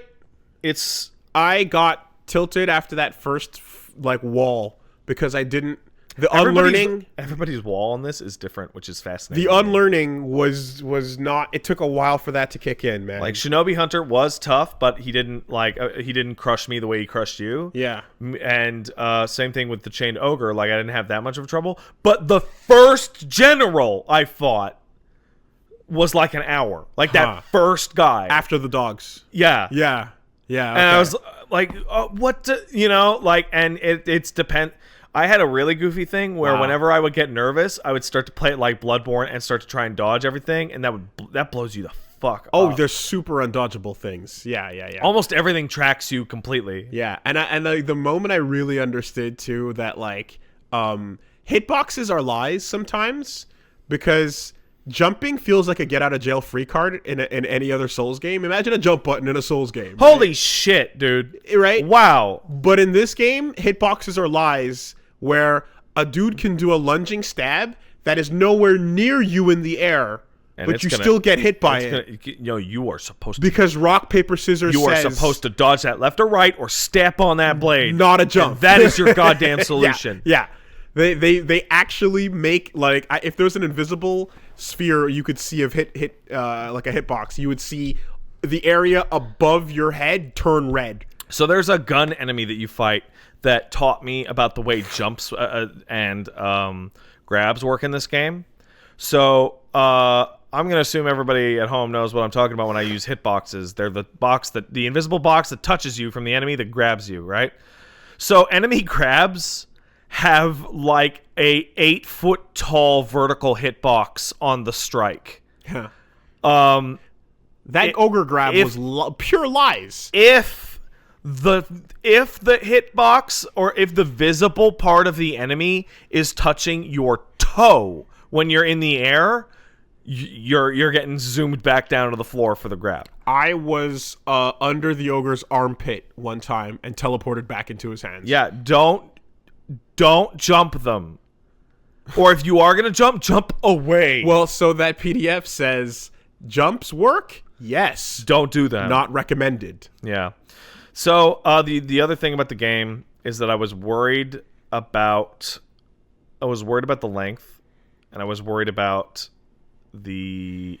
let's call it, you spent a lot of time in Ashina Castle, dude. Like that castle and the outskirts, like that, I don't know what to call it other than a tile set, right? Of snowy, mountainous. I'm not there yet. I don't know. No, you Ashina outskirts is what I'm talking about. Oh, beginning. Yeah. Like it's snowy and it's feudal Japan, okay. And like later, if you beat the horse guy, then you can look up and see the castle there, right? There's a lot of the game that's in that look, right? And it's all at the beginning too. Guess what? That's feudal Japan, right?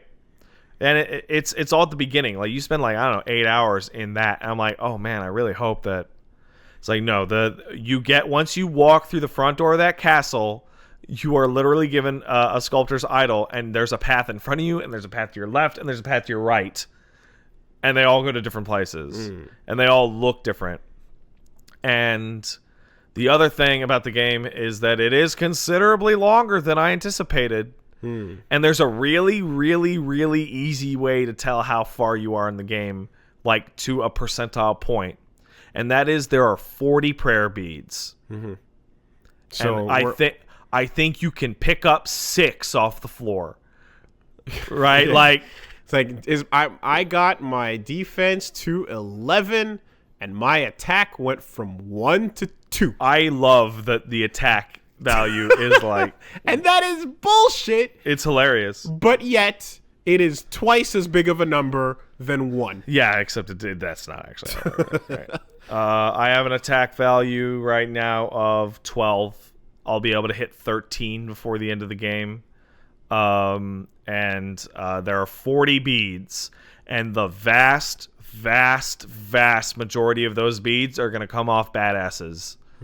Including a bunch of badasses that are optional. That are like I'd say like a half or more. You don't actually have to fight them. You can just actually run by them. You really should though. But also including optional guys that don't give you beads, they give you other shit, which is gonna be. I'm gonna take a few minutes to talk about the worst part of the game by far, and it is the item Divine Confetti. Divine Confetti is the worst thing ever. So I picked up one, and then I went to a place where I was was basically told to use it by the game. Yes. And then I failed. Yes, you did. And then that was the end of my shot. Yep.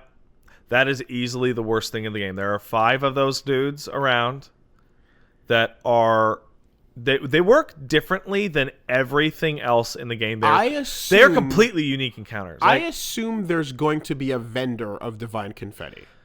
And if there isn't, I don't know what to say. Because the fact that limited attempts are allowed makes no sense. So I know everything about this, and so I will complain about it to you, and you will learn a few things, and maybe your complaint will change.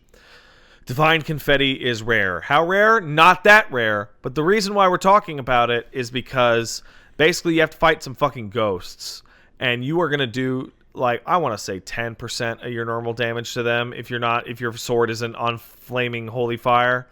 But the problem is the ghosts are totally different. Fuck you, Bishamon. The ghosts are completely unique enemies that have different rules than the other enemies, including a stat that will just kill you. Yeah, they got curse. That when you get to them, you don't know how to actually deal with that, and you don't actually even have the item that removes it.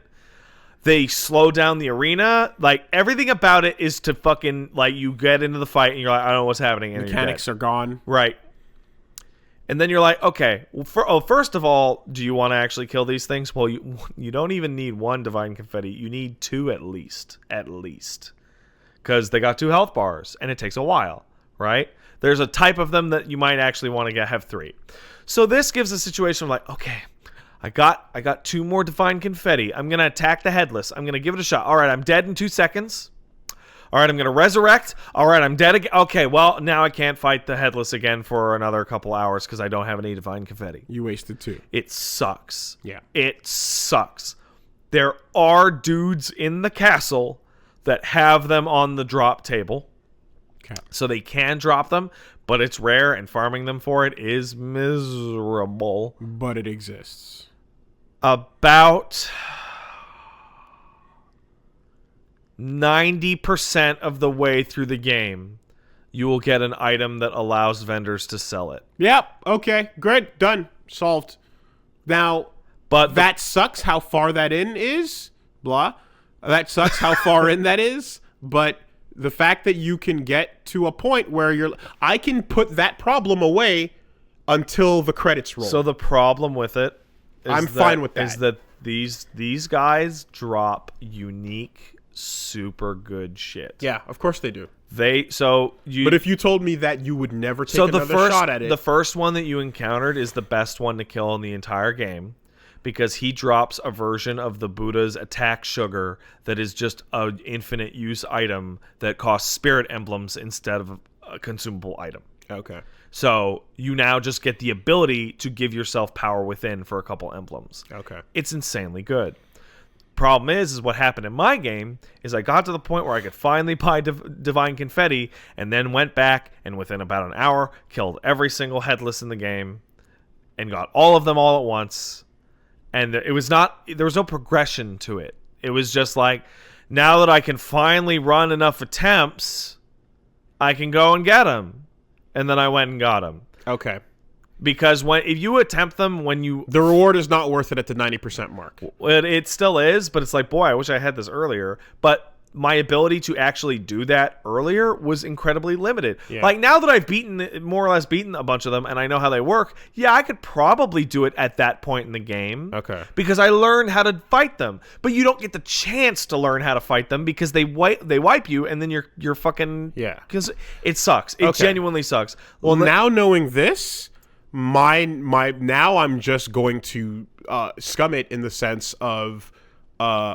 I'm going to just watch any video about how, you know what I mean? Like, find out exactly how to deal with the fucking terror. Yeah. Find out exactly, like, I can tell you right now, you just going to you get to the castle, and then you go to the dungeon, and in the dungeon you can kill some guys there, and every single guy there drops the consumable item that lets you remove terror. Okay. Because done. Yeah, because I'm just like, if I don't get a chance to learn this fight, then fuck it. That is the worst part. There's a different type of ghost, which is actually a lot easier to figure out because they don't do that slow shit. But it's the same problem. They actually usually require 3 confettis because they teleport a lot. And it's like, I'm picking up every item in the... Okay, so at the time that you encounter the first headless, I ran the math on this. You can have a total of 6 confetti. You can get 5, I think, from the flashback, and you get 1 from the area in front of it. Took me a whole lot more than 6 tries on some enemies. Yeah, on regular fucking enemies in some cases. So this thing is busted. What do you get? You get 3 attempts. What actually happened? I would go in, get it blown open so hard that I'm like, well, any attempt that I do now will be wasted, and then didn't even attempt it again until like 15 hours later. Mm-hmm. Because it's putting the Black Knight enemies as like try and fight them, but then it's terrible. It is easily the worst part about the game, the worst. Like, yeah, it like you shouldn't punish learning attempts. Yeah, you know, any boss that crushes you super hard in something, like you should still be able to attempt it and claw your way up to victory. So even if it costs you all your experience and your fucking money and whatever, if you just want to naked run it and slowly but surely learn that boss, you should be able to. So the funniest thing is that they already knew that lesson because there is an equivalent of that earlier in the game with Lady Butterfly. Halfway through the fight, she pops her fucking illusions. Yeah. And if you want to just remove that phase of the boss fight, just use a consumable. Use a consumable Snapseed. Yeah. And they're gone. Guess what? You're going to find 6 of those in the first 30 hours of the game, and then alongside the item that will let you buy Divine Confetti will allow you to buy Snapseeds. After the point of which there are literally no enemies in the game that will ever use any illusions on you ever again. Right? So if you have somehow not beaten Lady Butterfly by that point, you could buy these and then go back. But now the thing is of course is the process of actually trying to figure out how to beat these fucking ghosties is gonna dragon rot the shit out of the world. I had a situation going where it's like I just gave up. I'm just like I don't care about any of you enough. Oh, really? Well, I mean, you can just go find them and heal. Well, the problem is that unless you have an NPC quest line you have to move forward, there's absolutely no downside to dragon rotting the whole planet. They will never die. The only thing that will happen is that their quests will become stalled if they're sick.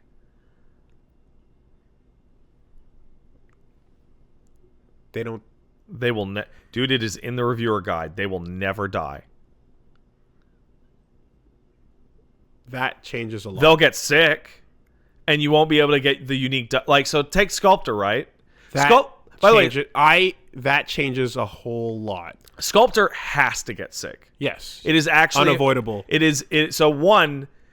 I mean, you die like a couple... he's the first one to go, and it's like a special cutscene. Even if you progress past a certain point without dying, he still gets it. Yeah, if you beat the memory, with 0 deaths, he'll still get it. Yeah, right. There's a mechanic where you can give him booze, and you'll get like extra dialogue, and you'll learn more about him, right? And you can't do that if he's sick, right? And there's ending conditions where you have to eavesdrop on people and talk to people in certain orders, stuff like that. Okay, well, you won't be able to do those if they're sick. But if you need to progress, a quest line like that, cure everybody, progress the quest line, and then let them all get sick again. I got manipulated into panicking that I would lose NPCs. That's the point. By dying hard enough. But then at some point, even if I didn't tell you that, you would have realized that there'd be a character that you didn't care about that you left sick for a really long time. Like, oh, they're fine. They're totally never gonna die. I kind of now I'm like, should they die? I don't know. I really don't know. Should there be a punishment for loss? There is a punishment, and that's the fact that your unseen aid percentage decreases. Clearly, yeah, and that's not much of a punishment. However, I don't think I thought about unseen aid in the entire game once, other than the times that the letters flashed up on my screen. Since you can put your money in the bank, and by bank I mean convert them into item souls. Yeah. Then. Yeah, you take a minimal loss on that. Because that's the other thing is, you walking around with big purses? Go buy some fucking bags. And it'll protect you. Take a 10 coin loss. It's a good idea. Coins. It's actually a fantastic idea. It's great. It's great. You just really fucked that whole thing up for me by basically making me not panic about that anymore. It also the game just straight up lies to you about what causes dragon rot. Okay. Like, it straight up lies. It says using the power of resurrection is what causes dragon rot. No. If you die every time, it still kicks in? The way that it works is every time you die ever, of any type, resurrection or not, it builds up some kind of invisible number in the background of the game. And when you die for real and respawn, it caches that number in. Right? So, I had a situation in which, like, I didn't die for a long time. Like, really die? Yeah. Died once, 2 people instantly sick. Right. Of course, and like, if you never resurrect, you're You're cashing it out every time. So so they'll get sick. It's the same thing. Yeah. Okay. Yeah. So there you go. It is a mechanic to make you feel bad. Yeah. But because it has no teeth, everyone's gonna figure that out eventually. Okay. Also, the items you get to cure them are actually more plentiful than I expected. I mean, I saw a vendor selling one. Yeah, every unique vendor will sell you one. Okay. And then you pick up extras along the way. There's so much weird stuff. Like, that thing I feel like is a misstep. Like, a genuine misstep. I think the headless is a big misstep. I think that's the worst part of the game. But then on the other hand, it's like some of the best bosses FromSoft has ever made are in this game. Including bosses, and I'm going to be really careful about how I say this, bosses that their encounter lies to you. Okay. I put my controller down at one point that I really shouldn't have put my controller down. So my advice to you is that those boss health bars, they will often lie. Mm-hmm. So you be careful. Mm-hmm. Although I did hear that hubris kicked in your case. Lady Butterfly is one. I heard where she has a life bar and you kill it. Hubris kicked in. You kill that life bar and then she goes, nah, I had a second life bar. And you were too busy feeling yourself. Yeah. Yeah. The other thing I'm thinking about with those headless ghosts is, like, why not just fucking upload your save and download it? I mean, that can't obviously be the intended like way to do it. But fuck you. Yeah, I know, right? Because fuck you. Well, what I'm gonna do, I want to learn before I go into New Game Plus, is buy like 300 Divine Confettis. Yeah.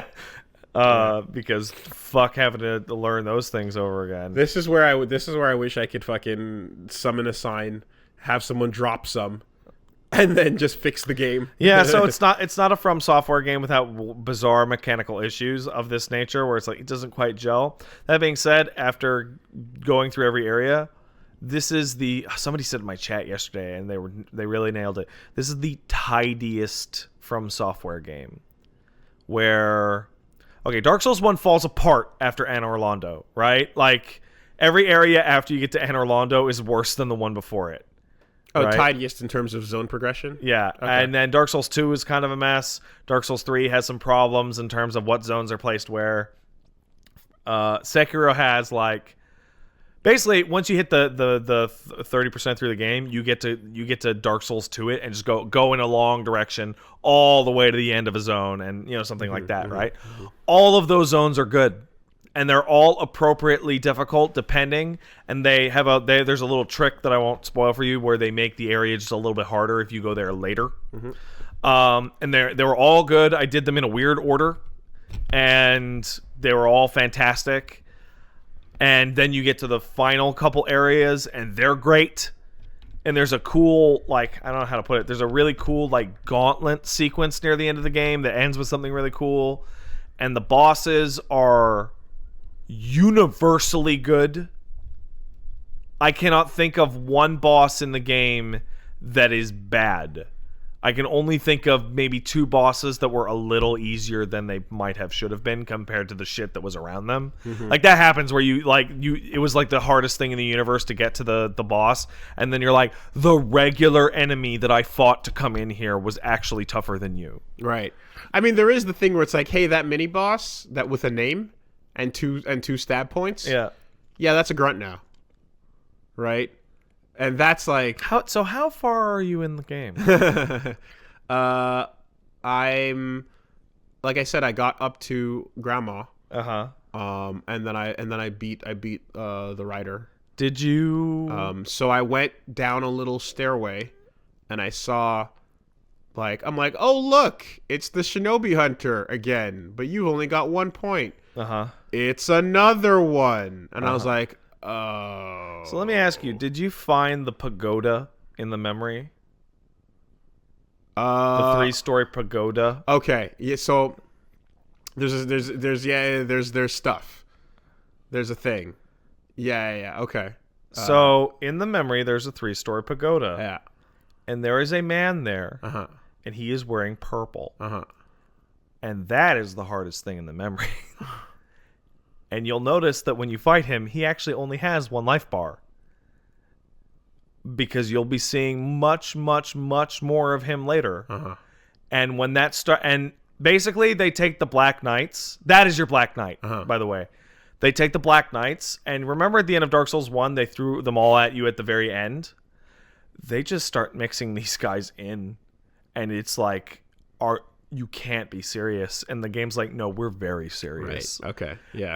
And you will learn to treat this boss like a normal enemy. Yeah. Okay. And it defies belief. Like near the end of the game, it's like, okay, well, here's 3 of them. And they're around, and there's 2 of those guys over there. And, like, these are all encounters that were identified to you as bosses when you encountered them. And now they're just walking around. Capra Demon. Yeah, but Capra Demon and his fucking friends. It's wild. I've never seen a game do the palette, I don't know what to call it, like enemy reuse like that so aggressively. Because I remember, I'm looking at it, it's like, you can't be serious. I remember hoofing it from the Shinobi Hunter and panning the camera back and seeing him on my ass the exact speed. Yeah, he's coming. And I was like, oh shit. I made 0 distance from him because he said, nah, you go learn today. Like, you get to a point where you see, okay, let's take Shinobi Hunter. They're a lance user for people who don't know. Okay, lance user. Okay, great. Wow, this guy's tough. But you learn it, right? And you just barely eke out that win. And then later, you see a lance user, and you're like, does this motherfucker actually have this? He totally has the same moveset. Oh my god. Yeah. But he's only got 1 health bar, so he's a little easier. And then later, you're like, oh, thank god. It's just a lance user. Okay. Right. Because I'd much rather fight him than Purple Man. Or the game has an equivalent of the Black Katana Skeleton, whose form I will not ruin for you because it is fucking dumb. And I could not believe that shit was in the game. Feels like they wanted a game that would basically like fuck you up if you came in going, yeah, Souls. It does. Right?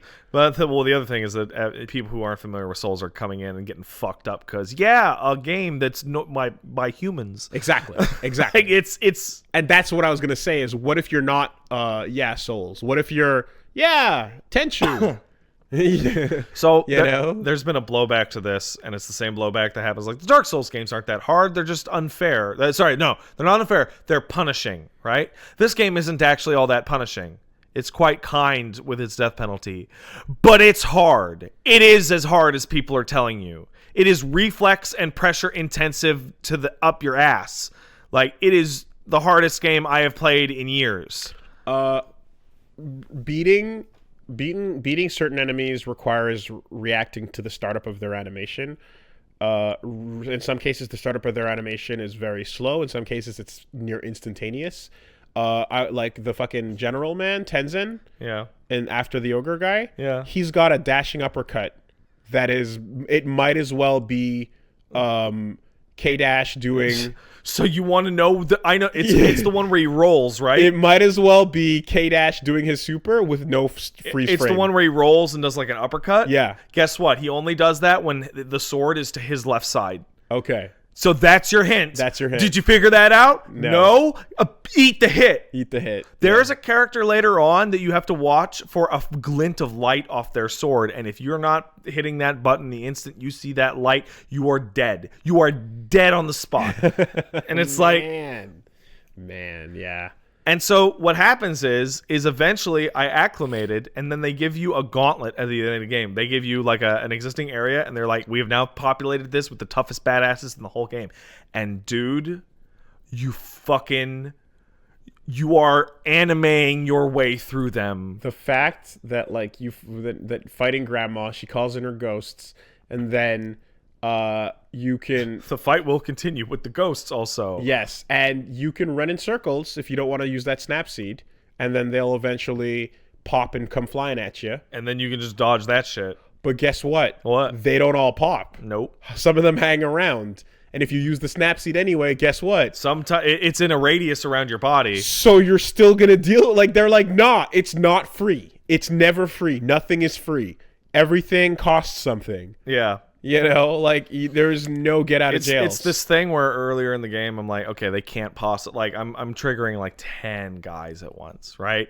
And I'm doing the thing where I'm jumping around and I'll grapple here so that the faster one will run over to me and I'll kill him, and stuff like that. And I'm like, this can't be intended. After getting through the game, that is intended. You are intended to abuse your superior movement to single people off in huge groups, because you will fight groups that are so large that if you attempt to block, you will just die. Yeah. Because it's a wall of sword coming at you. Exactly. And in some cases, shield. And arrow.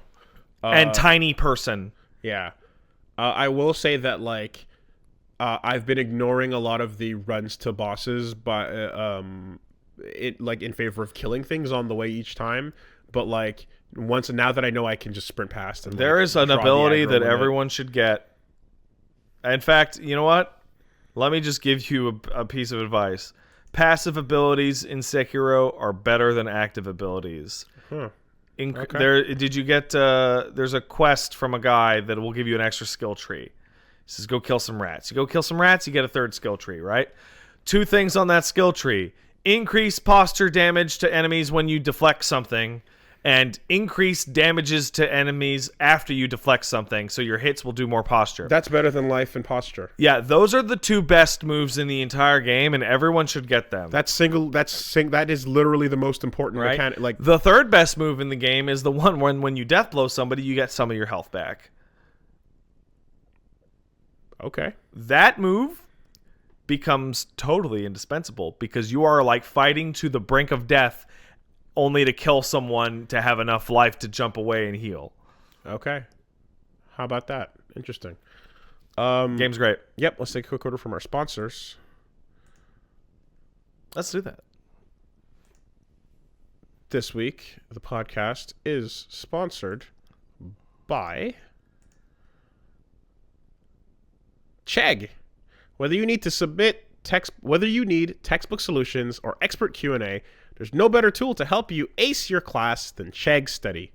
If you need expert help right away, simply use Chegg Study's app to quickly snap a picture of the problems not covered in your textbook, then submit it to Chegg's experts and get a response back in as little as 2 hours. Or tap into Chegg's massive library of step-by-step textbook solutions, video walkthroughs, and practice sets. You can study at home or on the desktop or on the go with the Chegg Study mobile app. Subscriptions are affordably priced and can be canceled anytime. Back in the day when I was a student, I would have loved the ability to use this new fandangled technology and take a picture of my shit.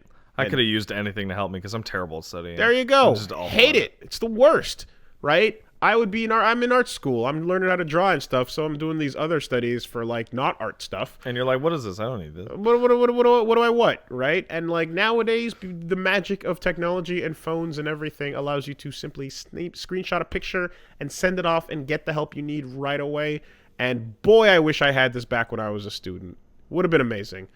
If you're using Chegg Study for the free trial, mention that you were given a free trial, and ultimately, like it's one of those things where you're probably going to see results that you wouldn't be able to get otherwise if you were trying to just sit there and bonk your head at it for a while. So, you know, I'm not sure what else to say besides I think like I'm trying to remember the name of like there was one website that was like a studying website that existed back when I used to use Spark Notes a million years ago. There you go, right? And but it was Spark like, Notes was like, hey, are you reading this book? I'm like, no. Yeah, well, that's that dinosaur. I guess we have nothing to help you. There you go. Yeah, I was trying to remember that name exactly, right? So I'm like, yeah, nowadays, hit up Chegg. So for $5 off your first month subscription, that's chegg.com/friendcast. How do you spell Chegg? CHEGG.com. Okay, that's, yeah, I would have used 1G. That's important. /friendcast and use promo code friendcast.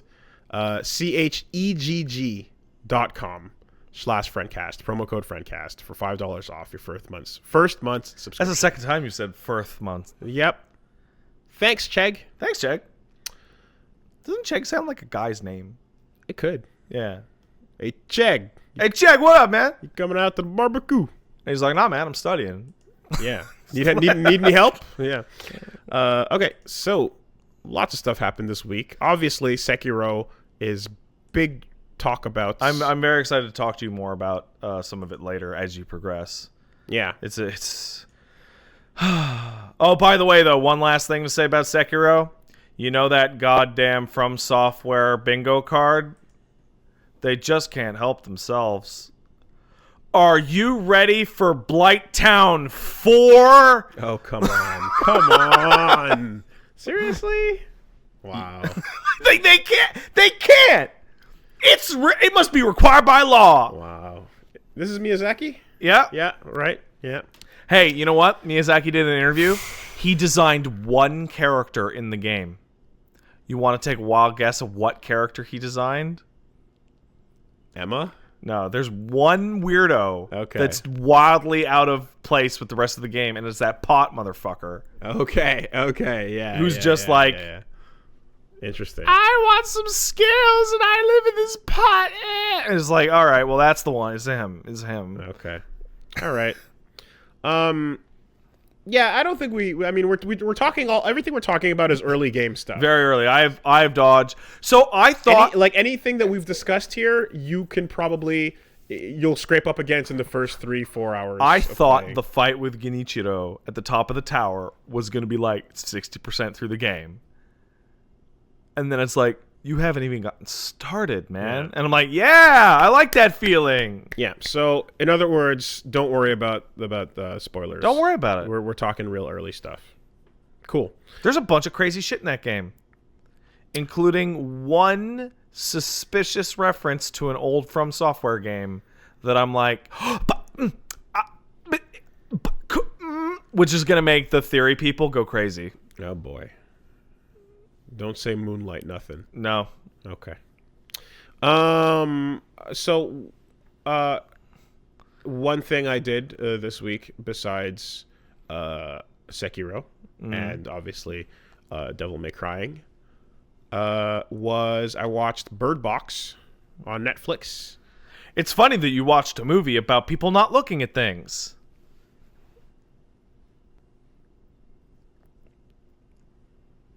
What else is related to that? Nothing. Because it's vision, and you looked at it. That's all I got here, man. Jesus Christ. Anyway, so yeah, I watched Bird Box, and that is one of those movies where you just kind of jump in cold. Less you hear about it, probably more you're gonna get out of it because you. Yeah, that's why I haven't watched it because the first thing I heard about it was a lot, and then Who did that? The internet. That sucks. The first thing I ever saw about Bird Box. So you know how your phone will occasionally be like, you'll open up Google. You'll open up Chrome. It'll be like listed like articles. I'm trusting you to not actually say or whatever, something right? bad here. And no, don't worry about it. And the very first thing I saw was Netflix's Bird Box. See the hidden concept art they threw away before cutting those scenes from the movie, so that. And I'm like, huh? What is a bird? What? And I clicked on it, and I saw what the thing was supposed to look like. The thing that you never see in the movie because they cut it because it looks awful. And I went, well, the movie is actually ruined for me now. So, like, it is ruined. So, I'm going to talk in circles around Bird Box. Here's what I'll say: if you are interested in seeing this, I think you should still go in as cold as possible. So yeah, tap out. Not gonna spoil. I'm gonna talk in circles around it. Yeah, it can be done. But it's a movie that benefits from you knowing as little about it as possible. Yeah. So this is your warning about that. I don't know how to feel about movies like that. And if you don't difficult care, to recommend. And if you don't necessarily care, then listen in. You can probably still watch it after this. But yeah, that's what I'm gonna do. All right.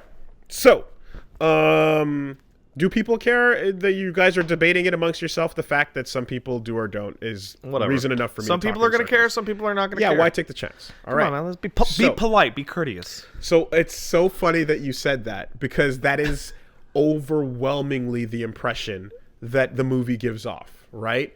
This is a movie that lives in the space of all you know about it is the picture of you got Sandra Bullock in a boat. Yeah. And she's got a blindfold on. And like, that's a bad idea. And then there's post-apocalyptic genre. Yeah. And that's it.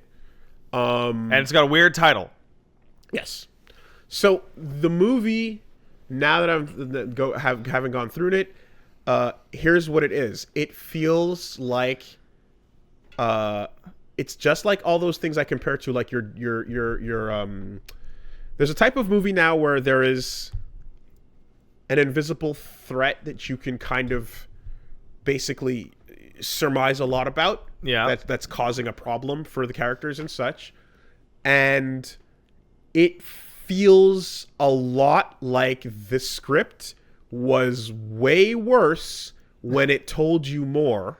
And someone came along and cleaned it up by removing those parts. So, I'm telling you, I can tell you right now, the script was more or less the same. They just were going to put a scene in which somebody saw it, and that, and the camera saw it, and they had what it was supposed to look like, and Sandra Bullock couldn't keep from laughing while recording the scene because the thing was so fucking stupid looking.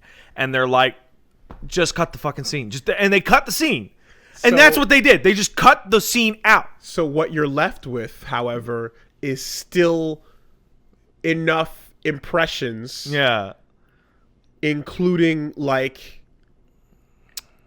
You're left with impressions including, like, other in-world characters' interpretations. Yeah, and it's not consistent. And it's, it's vague. Yeah. But just that enough gives off the vibe, oh, that would have been dumb. Yeah. Oh, there's no way to show it. Someone came in at the last second and looked at the script and went, no. Take it out. No. And while we're at it, let's start cutting other things. Right? And they started changing details and making saves. Right? You know what? And you can feel where the saves were made because what's left is the residue of stupid. The residue of stupid is there. But you're like, but there's no holes here. There's no flaw with the plot. It's still airtight. Yeah. But the residue of dumb. You're sitting there and you're like, there was stupid here. I know it. There was stupid here, but it's gone now. Yes. But the taste of stupid remains. The person who did that rewrite to get rid of the stupid earned their money because they made it go from laughable to fine. But, So you know what that person did? This is my headcanon. That person was like, man, I'm a big fan of M. Night. And they watched The Happening, and they got to that part where Mark Wahlberg's looking at the trees and going, oh, no. And they're like, we can't have this in our fucking movie. We cannot have this fucking scene in our movie. That's the first place your brain goes. Right? That's definitely the first place your brain goes. Because that's like one of the worst movies. That's one of the worst moments in film of all time. Is the Happening nonsense. And it's like, it's this idyllic shot of like a bunch of trees blowing in the wind. And like, and Mark Wahlberg's like, oh. Oh my God, man. Someone went, what if we didn't like fucking put the clown shoes on? Oh, right? man. And went and tried something else. Now here is the problem. Right? In the fact that this movie, what's left is functional. Mm-hmm. It works and it's fine because they fucking hacked at it. Yeah. To get here. Take all the crappy parts out. What you're left with is, while you would say it's a direct comparison would be something such as an M. Night Shyamalan movie. Yeah. What's a way better comparison is A Quiet Place. Yeah, that's what I thought you were going to say. A way better comparison, right? And here's where you break down these kinds of movies. Because ultimately, you have, like I said, post-apocalyptic setting. You want to learn about what caused that to happen, what caused the fall. Yeah. And you want to see how your characters survive. And what's interesting in a lot of those cases is what caused the fall, and the answer is shut up. Yeah.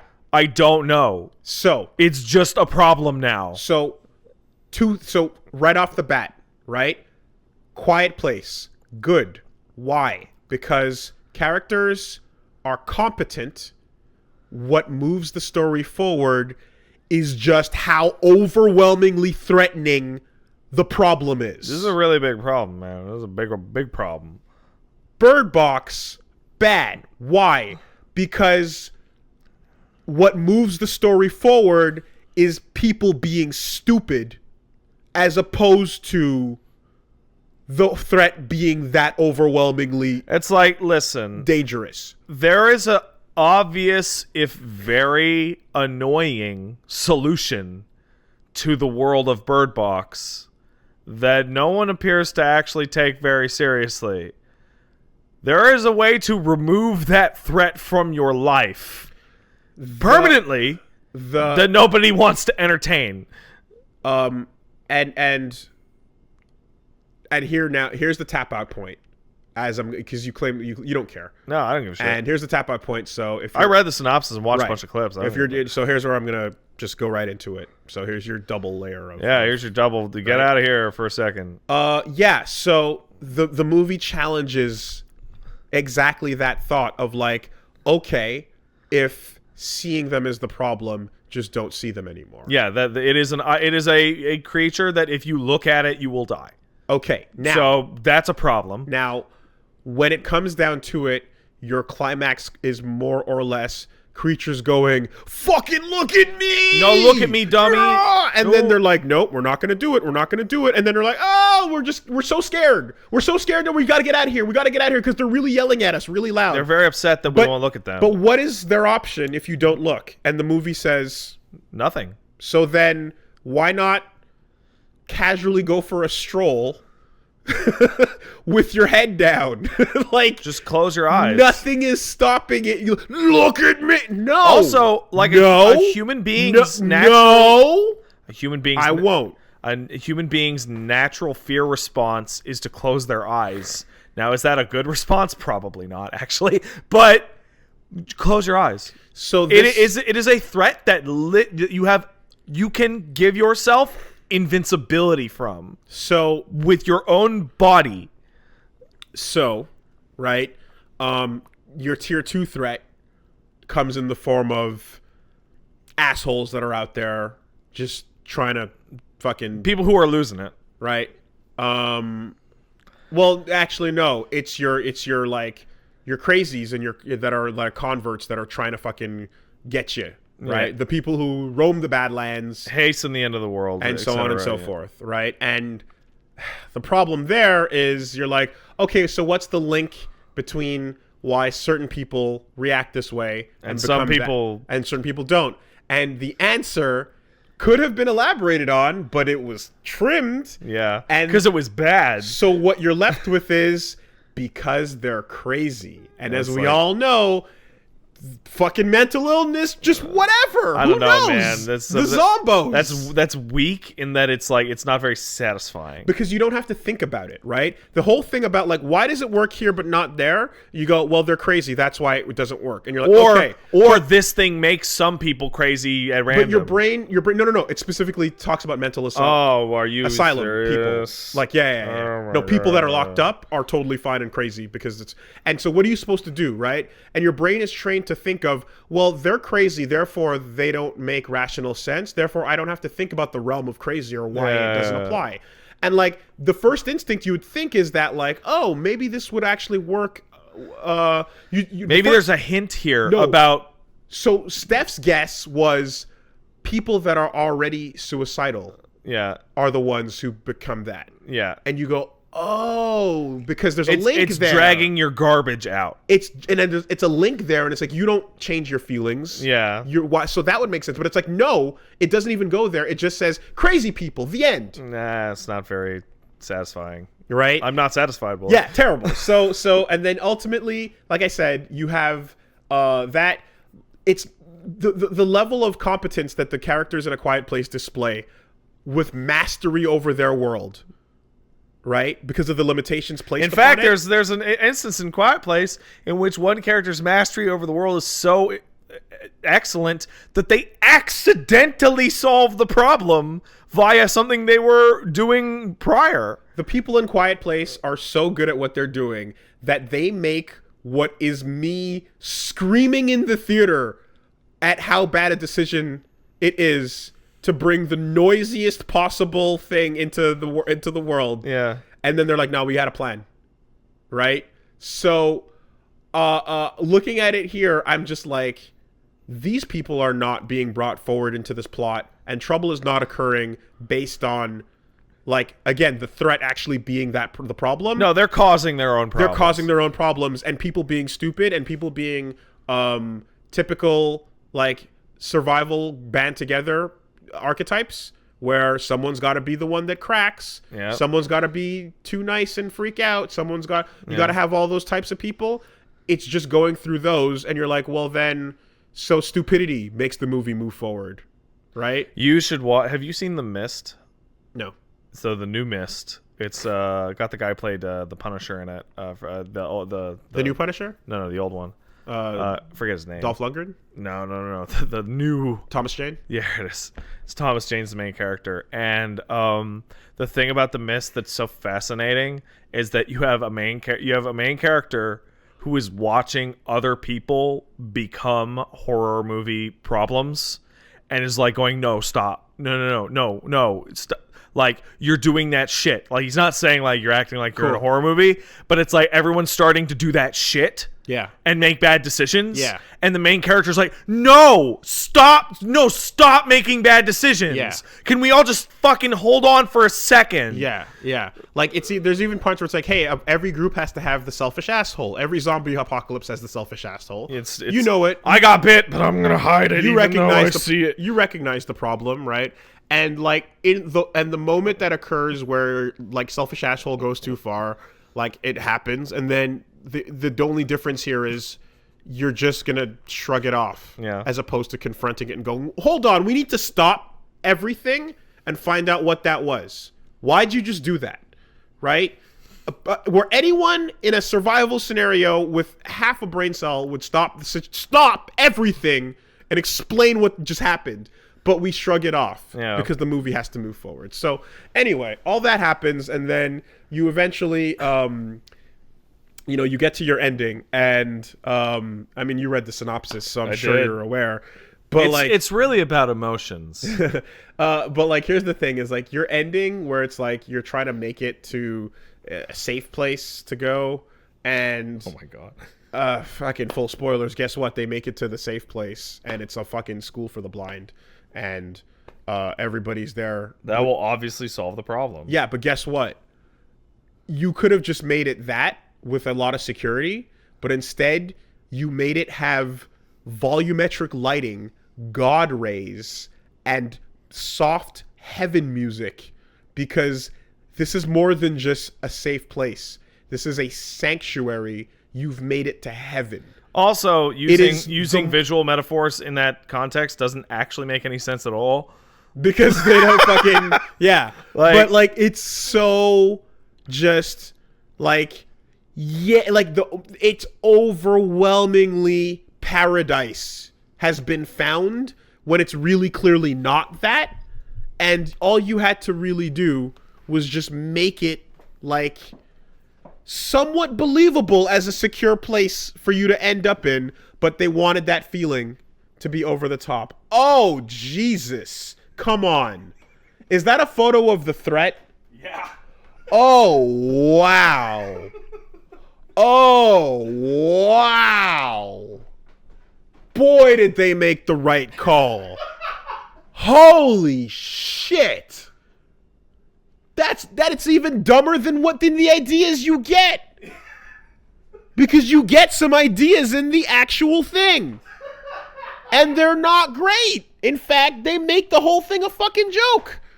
Holy fuck. I guess you're going to have to Google that one. I guess you're going to have to Google Bird Box cut content, you know, and look for your pictures. It was an Instagram photo. Whoa. Man. Okay. I'm going to put a nice warning up top for everybody. So that going into this segment, you'll at least have a timestamp to know when to stop talking. We'll stop talking about this, but that is unbelievably stupid. So the interview is, I don't know if you guys still hear me. Hold on, let me sit down.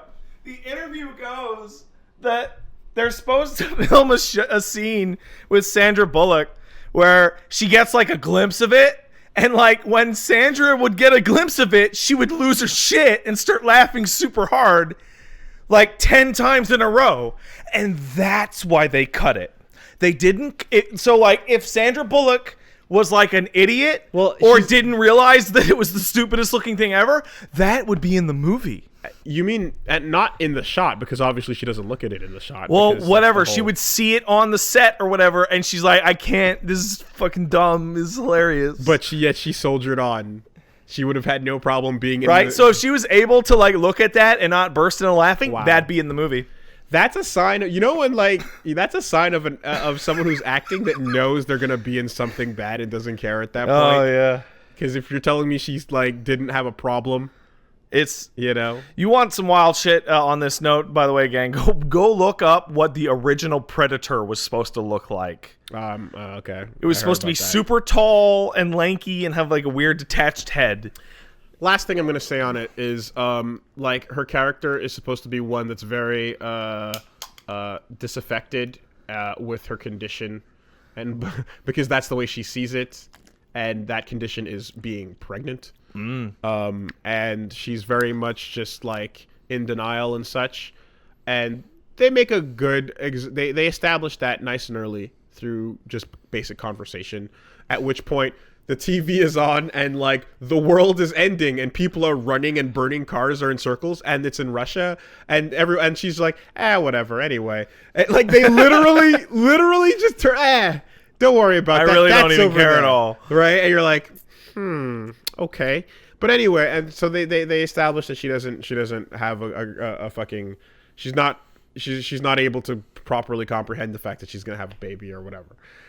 And you're like, okay, established. And then they double it down by having them when they're in the fucking ultrasound, and she's cracking jokes and just like, and it all, like, every moment of like, you could have left it alone, but then you triple down and then you quadruple down, and then you get to a point where literally the children in the movie are named boy and girl because this person just couldn't care less about. Yeah, that's not a thing that has ever happened to a human being ever. It's just so beyond the pale. Really, it's a story, dude. It's a story about emotions, not necessarily about the plot. So this is like.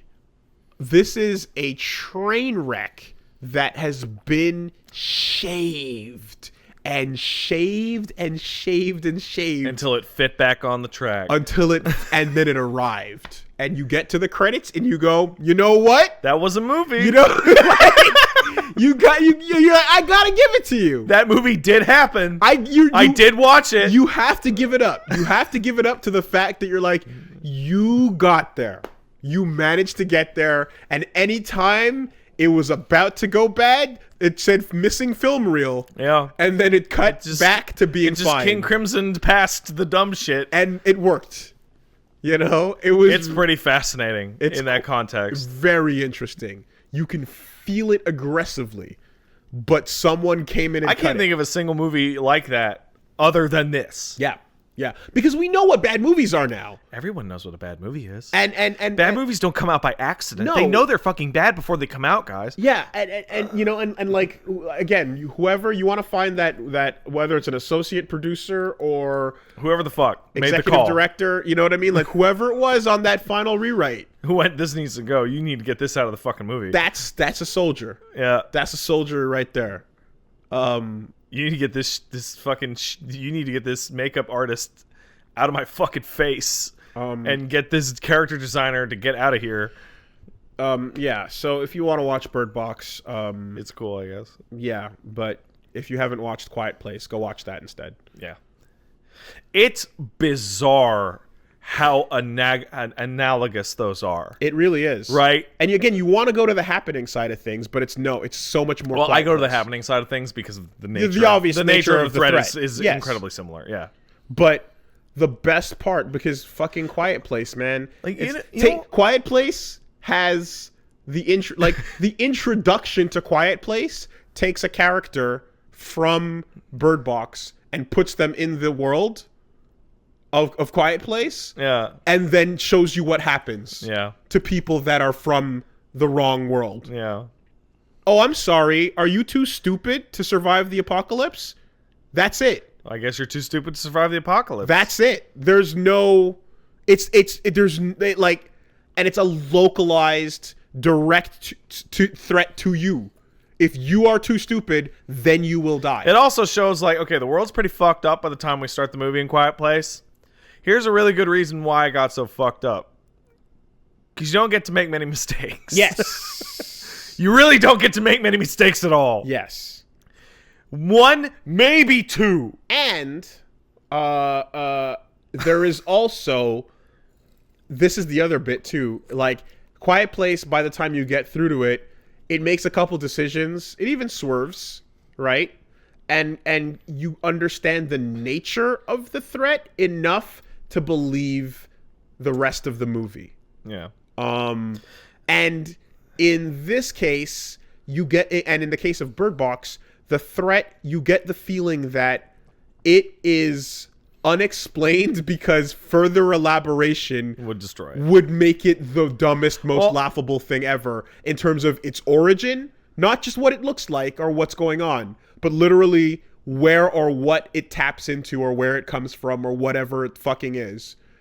That on its own, you get the overwhelming feeling it would be laughable, and thus that too is cut. So it tries to go back to that Ridley Scott place of don't show the monster and we'll live in that. It's this thing where I guess we can finish this off, but like look at Bird Box and look at Quiet Place, in which we're talking about sight versus sound, right? The threat in Quiet Place, don't make noise. The threat in Bird Box is don't look, right? The problem is that one of these is received and the other is generated by the protagonist, right? Creating noise is unavoidable, right? You can't never make noise. That's not a concept that can exist, right? But the protagonist, life is noise. But they can try, and the removal of this aspect of their lives informs the story, right? So you get situations where, like, oh, I dropped a thing. What? Drama now, because a normal thing happened that anyone could do, right? Something unavoidable. There's kids in the story, and the kids aren't perfect, so mistakes happen, Don't right? fart. So it It just goes, right? With A Quiet Place, you go, well, shouldn't all the blind people just be complete? Sorry, no, not Quiet Place. In Bird Box, shouldn't all blind people just be completely fine? They are. So, but the monster's never going to do anything to you, and you can't even initiate the interaction. All you have to do is put that blindfold on and not take it off, and you're set for life. So Final Panic Run is Sandra Bullock running with the kids, and then the things are chasing, and the noises are yelling and whatnot. Yeah. And then because she's sprinting and panicking, she trips and falls and gets knocked out.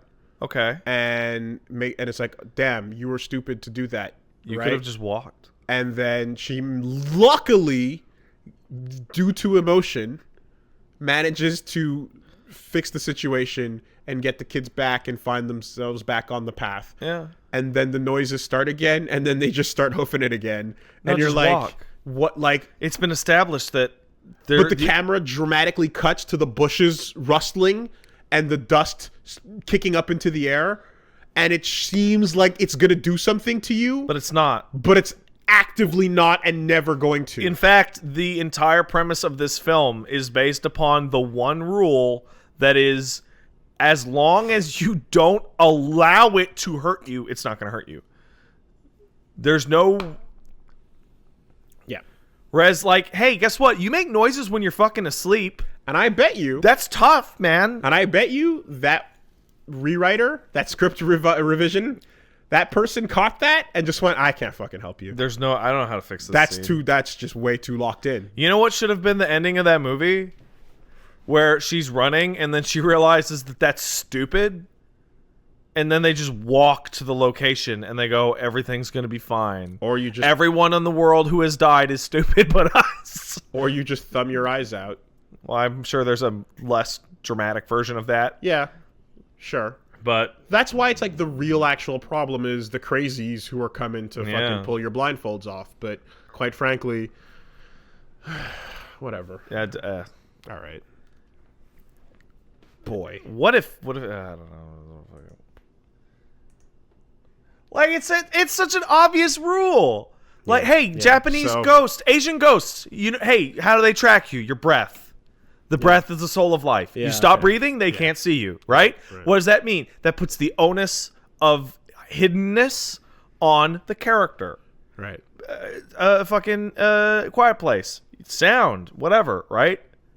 But in Bird Box, they put it all on the monster. And the monster monster's not allowed to do anything. It's ridiculous. It truly subscribes to the David Cage school of film. In that more polygons means more emotions. Emotions are the key, and beat you over the head with character quote unquote development, and like again, everything's in service to the character's emotional journey. Yeah, safety is heaven and threats are hell. Yeah, and like visually they're overwhelmingly so. And the actual problem could be solved with a little bit of common sense, but it's more important that movies make it seem scarier than it is. So, you know what? I'm going to boil it down even further, right?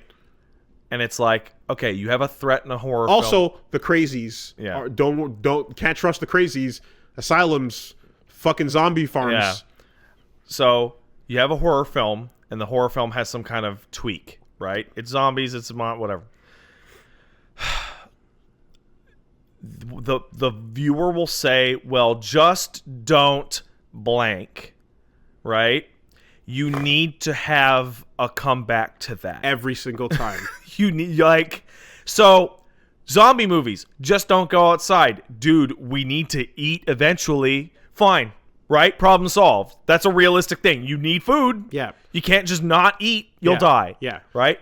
Crawl up into a fucking watchtower and just stay there forever. Until you gotta go get your food, but live in the high tower. Okay, but then you're dead as soon as you leave the high tower, so, okay. Also, they will physically pile up underneath you until they knock it over. Yeah, so how many bodies will that take? How much time you got? Yeah, it'll happen eventually, right? Hey, just don't make noise. Okay, that's difficult. That's the answer to that. And then they double down on that and going, not only is that difficult, in some cases, it's actually impossible. Yeah. Right? Yeah. Just don't look. Well, there's bad people sometimes. Well, what about the rest of the time? Yeah. I mean, I don't know if you read about the car. I saw a bit of the car. And I'm like, hey, why are they driving? That's my question, is why are they driving? Because we got to go get food. But we could just paint the windows black and use the GPS, right? So possibly the worst idea ever. When is the last time Google Maps has accurately brought you up to the front door of a building with a parking lot, never, off the road, following also its Google turns? Maps doesn't show you, I don't know, other cars in the street? Like, well, that's the actual obstacles. Yeah. Right? And then at some point when the things are around, lots of shaking and rattling, lots of noises, big panic. Why are you panicking? Panic! I mean, granted, it's pretty scary that there's like a fucking monster or something. Shaking, shadows. Ooh. Shaking, shadows. That movie needed somebody who was like blind and it was like, I don't know what the fuck you people's problem is. I don't even know what the fuck you're talking about. It just seems like everybody's gone nuts. Effectively. And then they just leave and then they see them at the end of the movie and they're like, what are you talking about? Everything's fine. Yeah. Yeah. I don't even know what you. It sounds like all you seeing people made this shit up. Thank God Nier Automata came out first and made blindfolds cool. Anyway. All right. I think you're wildly overestimating the power of Bird Box. What happened? Let's get into the news.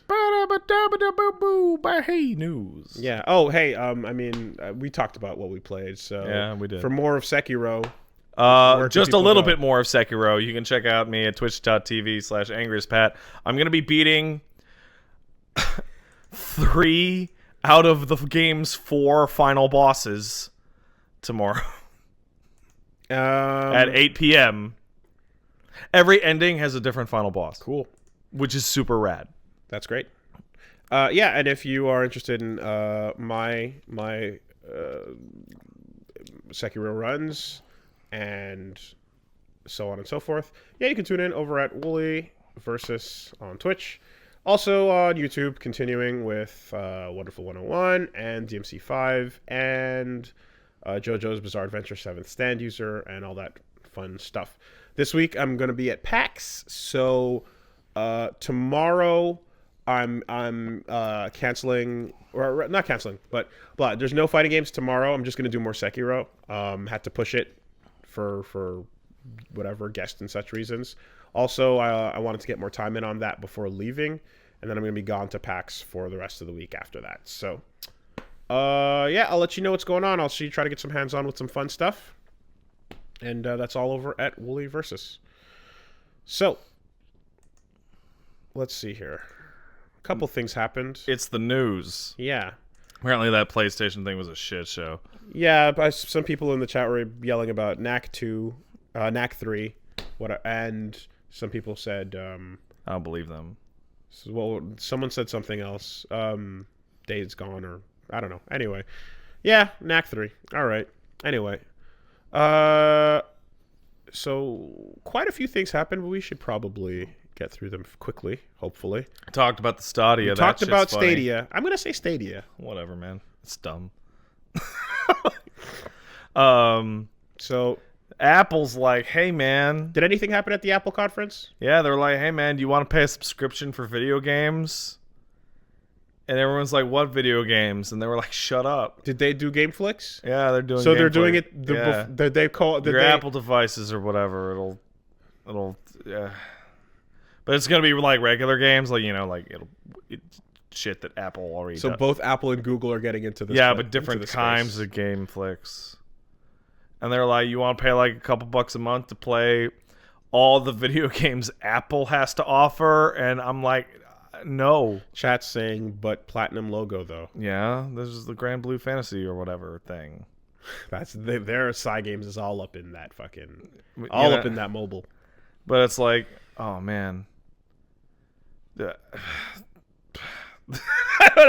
what I got for that. All right, news story. Anyway, So we can just get right into the fact that Persona 5 The Royal has been announced. P5R. Still no actual explanation. It's a re-release with more stuff. It's but Persona 5 the Golden. But a good guess is that this is exactly that. Yeah, P5 Golden. And it seems like there is the return of the FEMC. So I thought that too, but then the dialogue she has is talking about how the Phantom Thieves suck ass. So she's probably actually Persona 5 Marie. Maybe she's just lying. Nah, she's a poochie.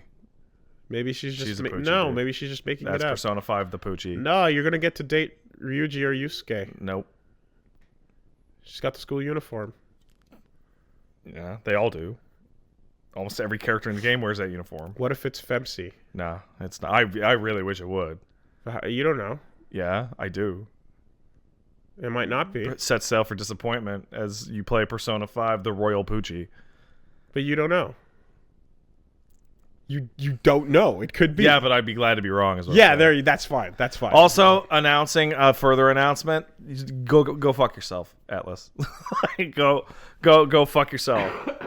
This shit is awful. We'll tell you what it really is on the 24th of April. Right. I really hope it's FEMC.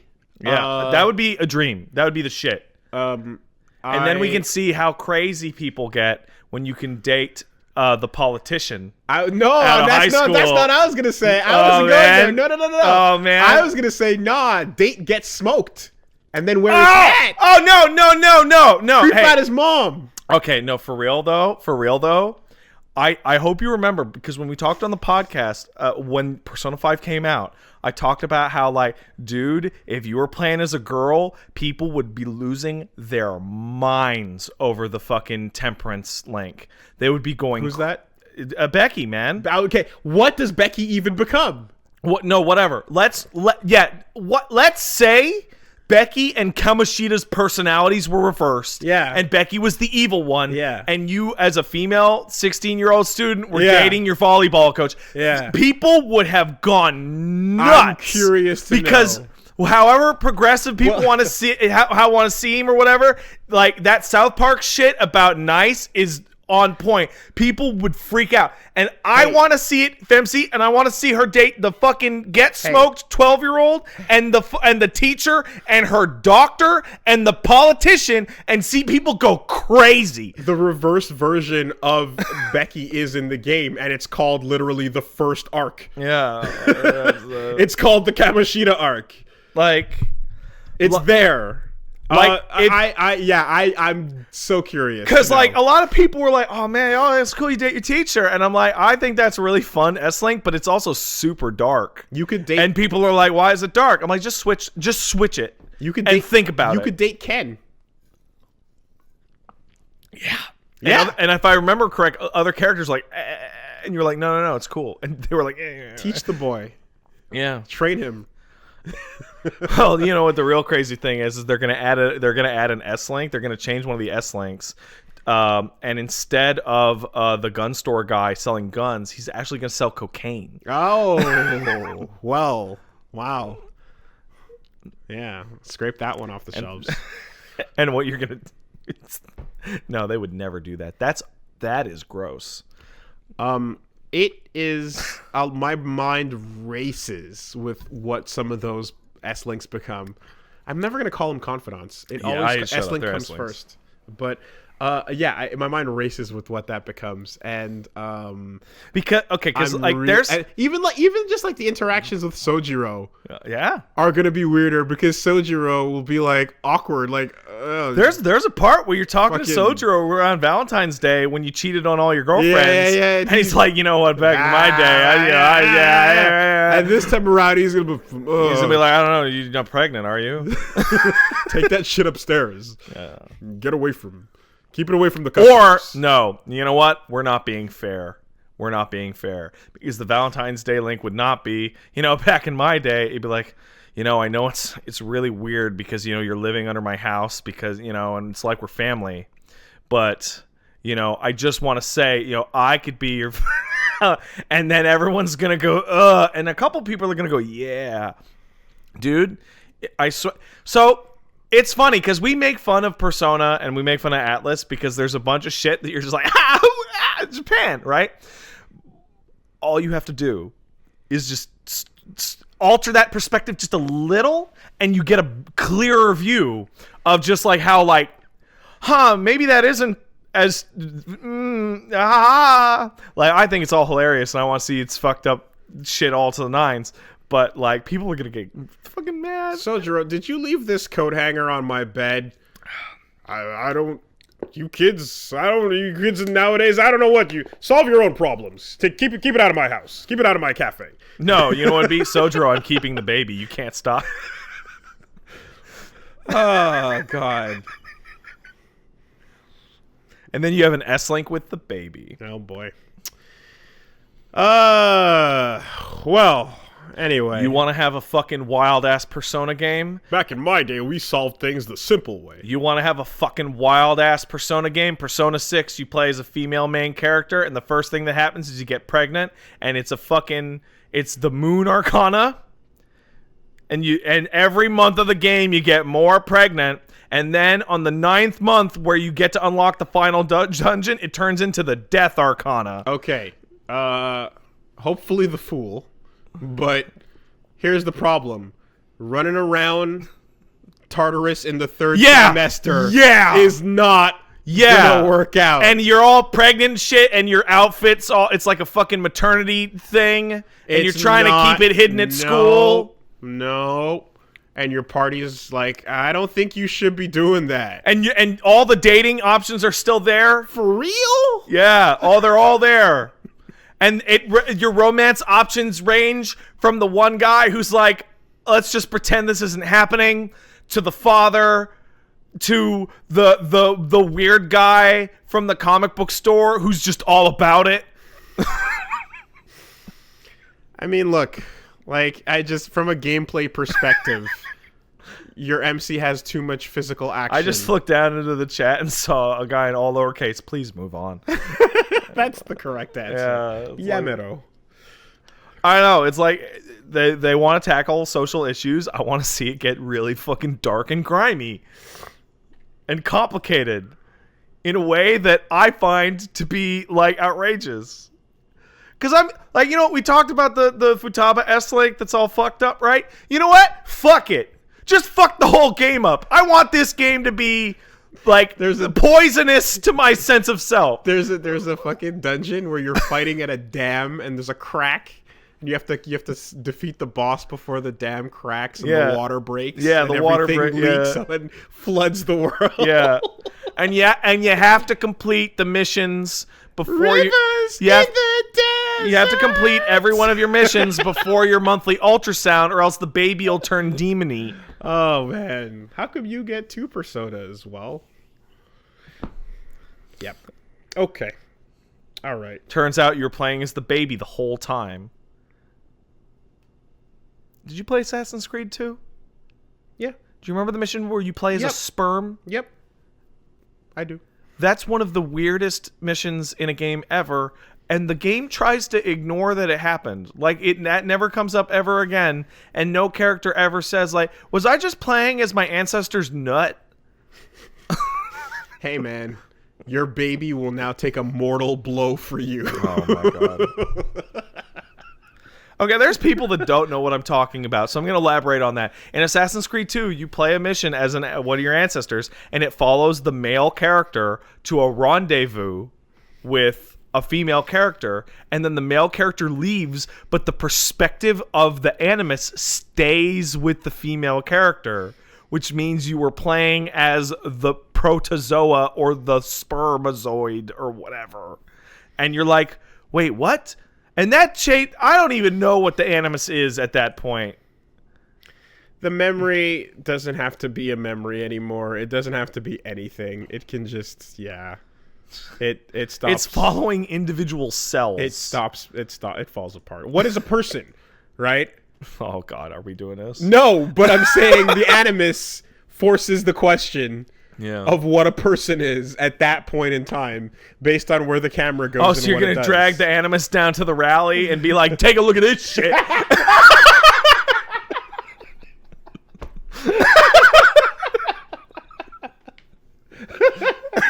pro-life, pro-choice. Who cares? Look at this data. I got some news for all I got y'all. this magic coffin that'll tell you all the answers right there. The camera follows, and it's oh boy. Life begins where the camera decides it begins. Life begins when the camera's on. When the camera switches. Whenever the camera switches from one protagonist to another, that's when life begins. Oh, I hate this. Ubisoft solved it. Done and done. That's the Abstergo we wanted. Perfect. It's awful. It's awful. It's going to be Poochie, and I'm going to be pissed. Hey, it's a game with Royale in the title. Yeah. That's not a Royale. So when people started, like, that was an easy Photoshop to make of, like, Persona 5, the Battle Royale. Yeah.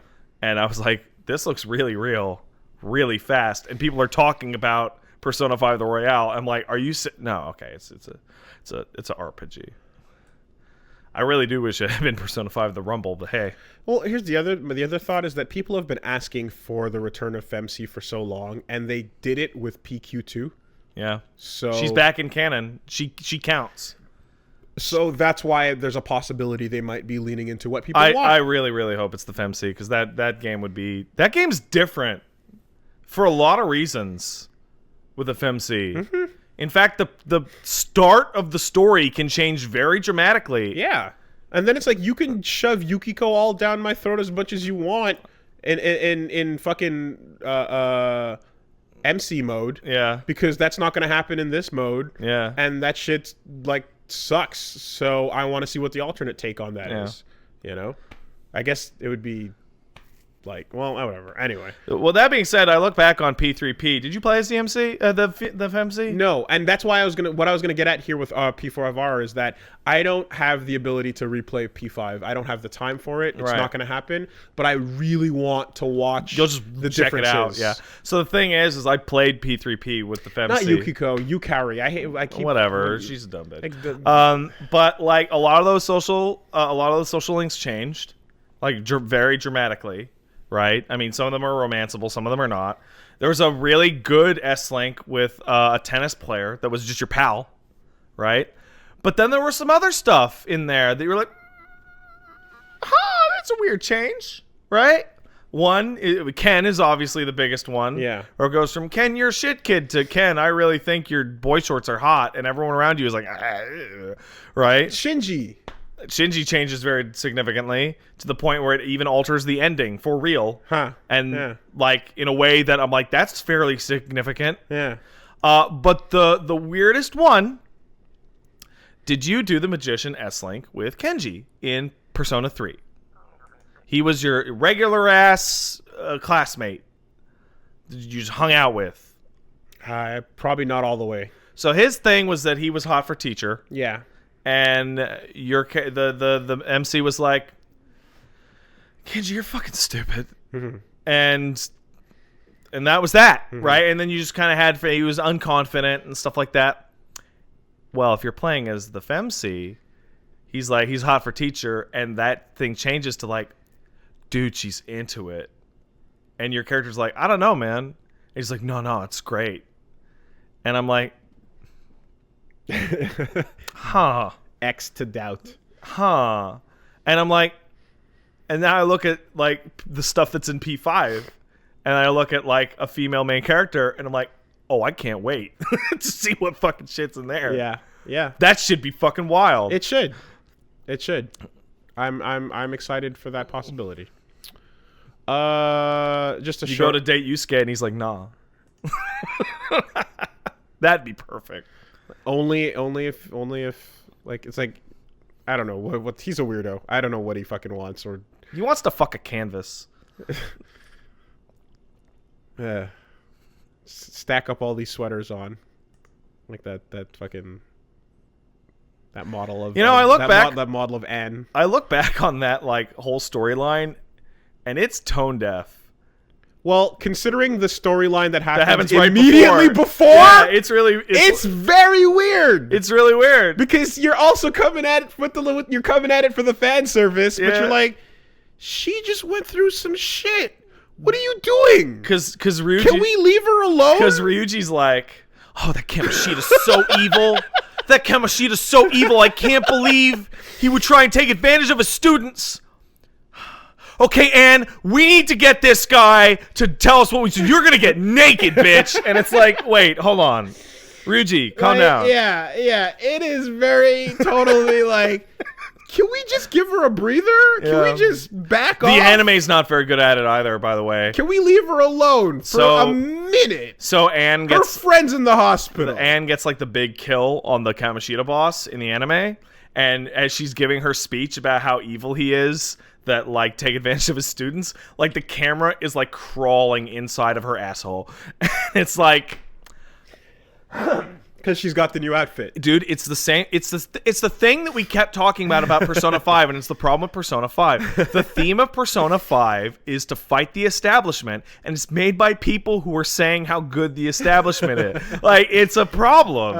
It's like Anne's and like, you know, Anne's there and she's gonna get Morgana fucking fawning and fiending all hard for the rest of the game, and you know, and so on, but. The fact that, it's that the 1-2 of that part coming right after Kamoshida was like, wow. The other thing about Anne that kind of bugs me a little bit, and it's like, Anne's really normal. Like, as a character. Mm-hmm. Like, she's really, really normal. And I was wondering, like, what is her, oh, I know what her special weird thing is. She's the one white person on the cast. Like, she's the one person that's not from here, and she has real blonde hair. That's the quirk. How exotic! And I'm like, that's the quirk. Like what you are. I'm shrugging. Like okay, fine, I guess. Like she's half, right? Yeah, she's a hafu. Yeah, but they don't treat her like a hafu. Right. She's like, oh, you speak English, right? It's like, no. What was I gonna? Yeah, anyway, whatever. Yeah, like imagine if you fall. I was gonna say yes. Imagine if you get out of Kamoshida's palace, and then the first thing they're like, "Hey, we should celebrate by going to the hot springs." What do you guys think? Let's peek on him. Let's get in there. Let's do it. Oh, I took a bunch of photos. Yeah. And you're like, hey, Anne, where you been? Oh, I just got back from the hospital. I was visiting my... Oh, that's cool. She's having trouble getting through the physical rehab. That's cool. We're going to the hot springs. Want to come? And she's like, I don't know, man. I'm feeling a little self-conscious right now. Don't worry, I brought... Oh, Yosuke's here! And he brought bathing suits! Yeah, that healthy spring water will get it all out of your system. Oh, yeah, it's like... all the stress. Yeah. It's fucking weird, man. Quickie. By the way, I did get some. I had people write in on my Twitter and explain a long history of like, hey, what's the deal with the cocaine versus the? We have letters. Oh yeah, we do. Okay, they're not the information I got was not encouraging. Yeah, is what I have to say. Yeah, we have lots of letters about it. We'll get into that another time. Devil May Cry 5 early sales 2 million. First they said shipped, but then they said sold. Like a few days later, and was like, yeah, that's great. Yeah. Not in a million sales. Not in a million years. Dude, I get like a tingle when I refight that fight. And it's the tone is almost the same. And it's like, it's just it's the one thumb in the eye. That and Dante. I got, anyway, yeah, I got that photo where V's drinking on the Virility. He's straight up drinking it. The slurm. You know what? Like, somebody found they love it. Somebody found another one, by the way. There's another DMC, a little like elbow in the ribs. There's a bunch of them. Well, the one that I'm thinking of is in DMC5, Dante is at his lowest point, right after getting beaten by Urizen, right? Mm-hmm. And he's all covered in blood and shit, so his hair is kind of dark. Where is he? He's being cradled by a bunch of ugly angel statues. The statue, yeah. And it's totally the same pose. The pose. Minus the hand pointing down. But that's Dante at his lowest point. And it's like, okay, I mean that's a stretch. Yeah, it is, but fuck him. It's more of a that's ridiculous. It's definitely more of a pose homage than it is anything else in a statement. In a million years. You gotta, but yeah, it's definitely there.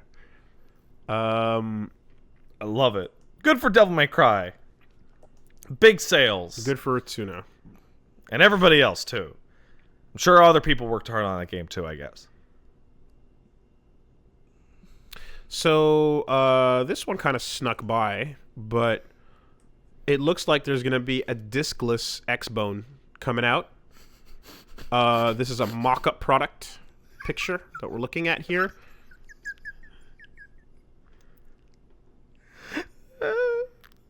What's the name of this thing? The Xbox One S, aka Xbones. Nope. It's the Xbox standalone disc system. So it's the XBONE sad. Wait, hold on. hold on. Wait, what? What are you talking about? Xbox One S. When this got announced, it was announced that it's the Xbox One S. All digital. All digital. Yes, all digital. That's it. So it's the XBONE sad.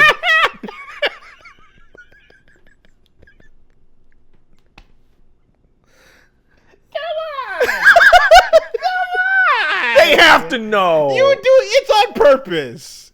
They're all digital. That was it. Not standalone disc system. I made that up in my mind. It's right there on the mock-up. They're leaning into them. They're leaning into it. It's the XBONE sad. They're leaning in.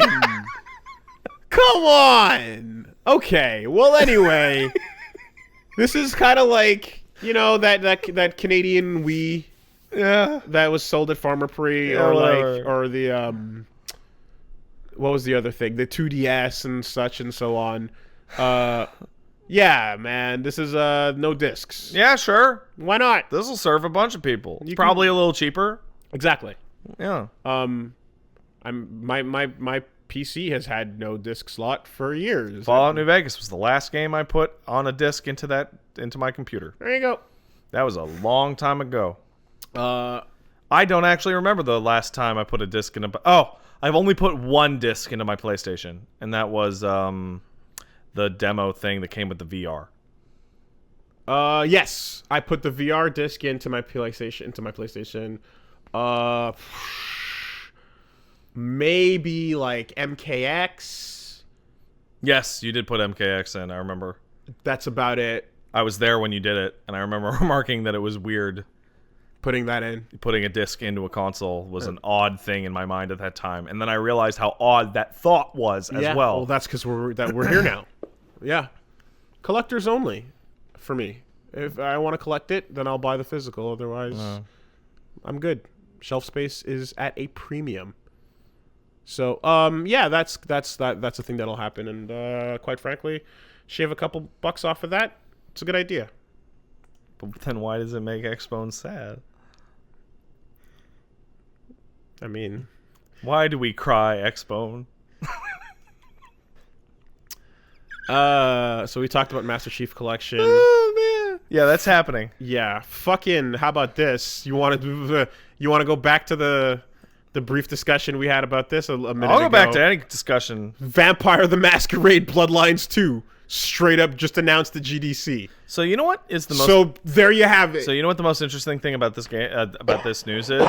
One, good for it. Two, it's like the top-selling game on Steam. I was not aware that this fucked up game, had the reputation that it, like, I knew people on it highly. You really didn't think this was going to happen. Well, no, I mean, nobody really thought this was going to happen.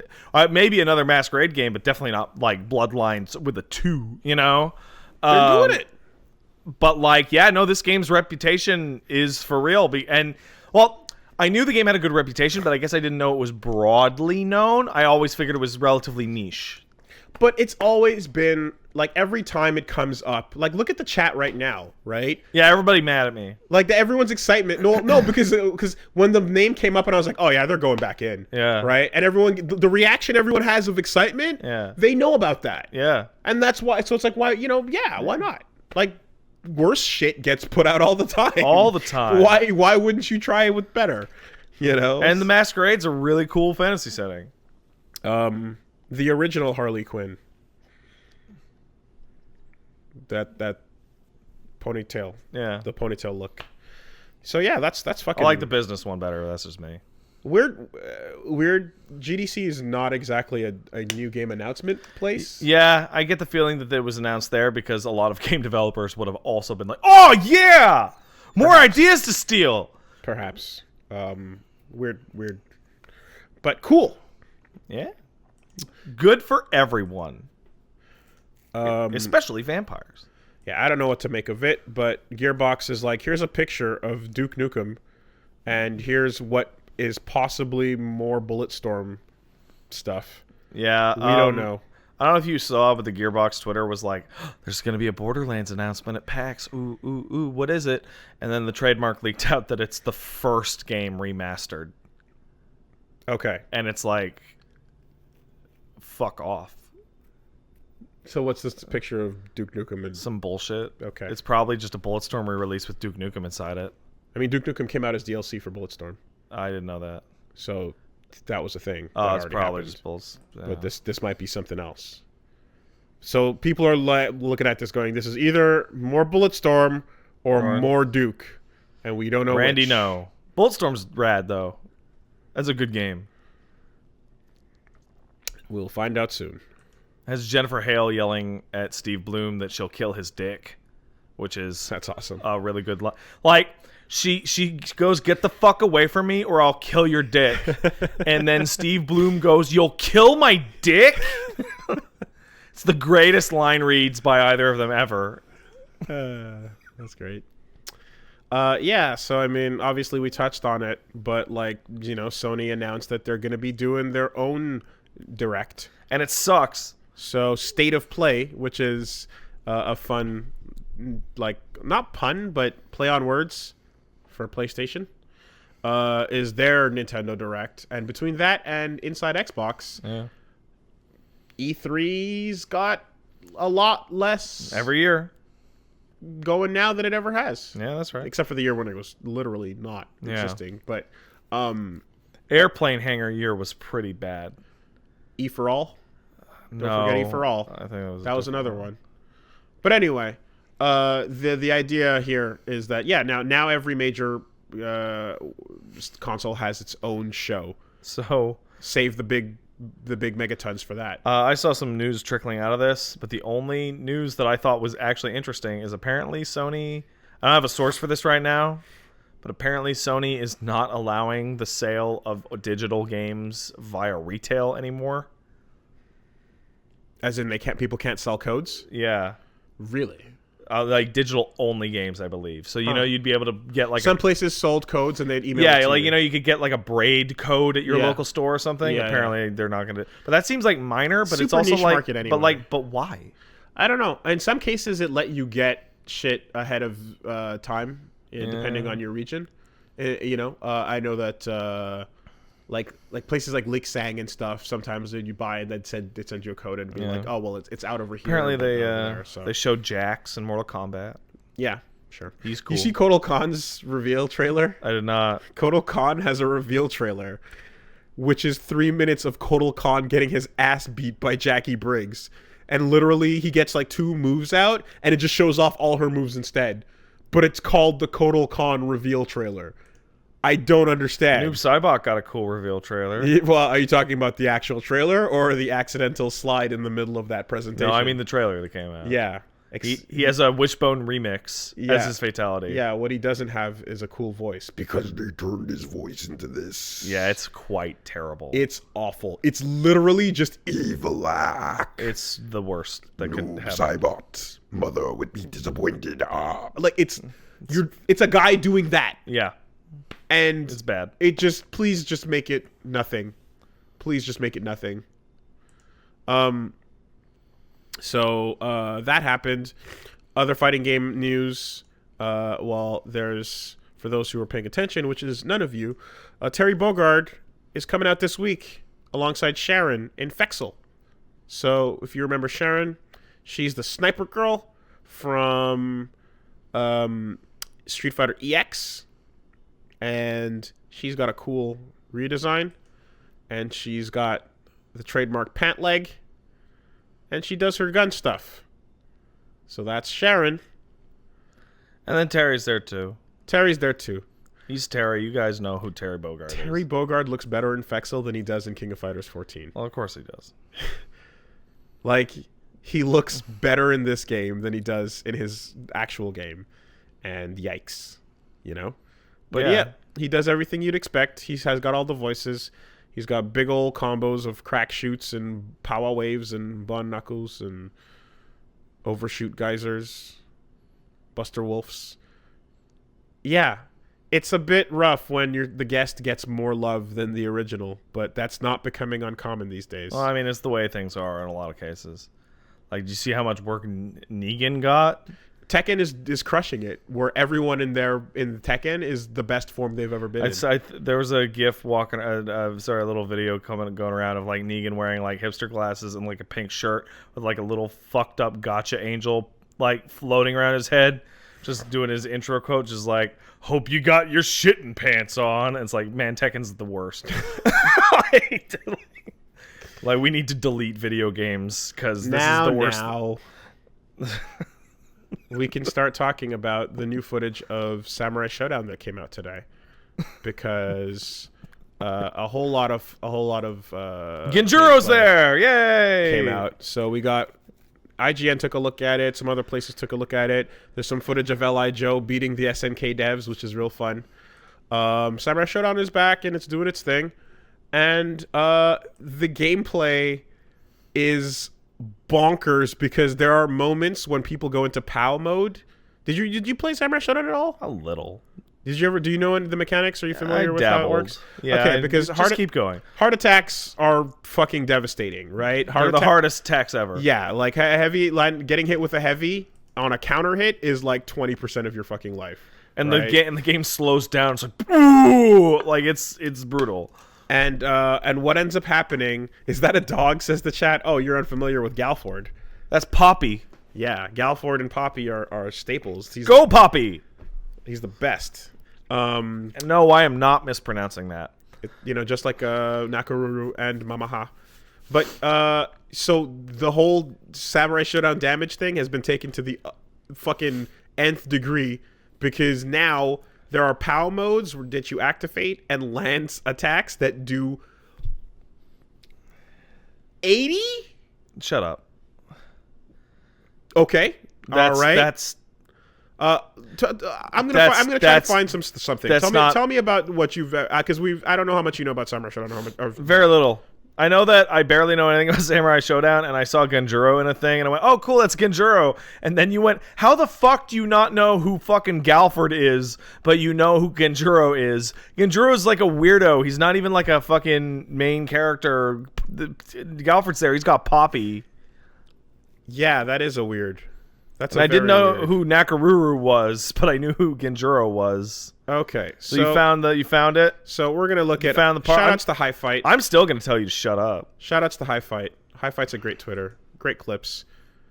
Yeah.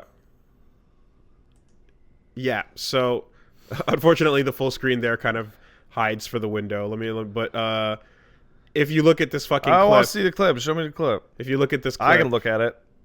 Okay. I'll react. We are seeing Genjuro getting hit with Galford's attack. Shut up! And his entire life bar, or at least 80% of it, melts instantaneously after hitting one of those POWs, which appears to be one of those mechanics that both characters... That's a comeback mechanic. But POW has always been there, and then the POW counter slash like that is like fucking... Like, what are we even looking at, right? Is this even a fighting game anymore? Yeah. Oh my god, I just saw that one heart attack did 40% of Haomaru's life. Yeah, we're looking at Haomaru and Genjuro as well. I just like one big. Oh my god! Right. So that's getting hit with a counter hit. Counter hit heavies in Samurai Shodown are brutal. Who needs combos? Yeah. No, actually, no one. Yeah, this is not about that. This is about making the right decisions. I like that. So maybe I'll get into this. And there you go. Bam. That's that. It's Samurai Shodown damage.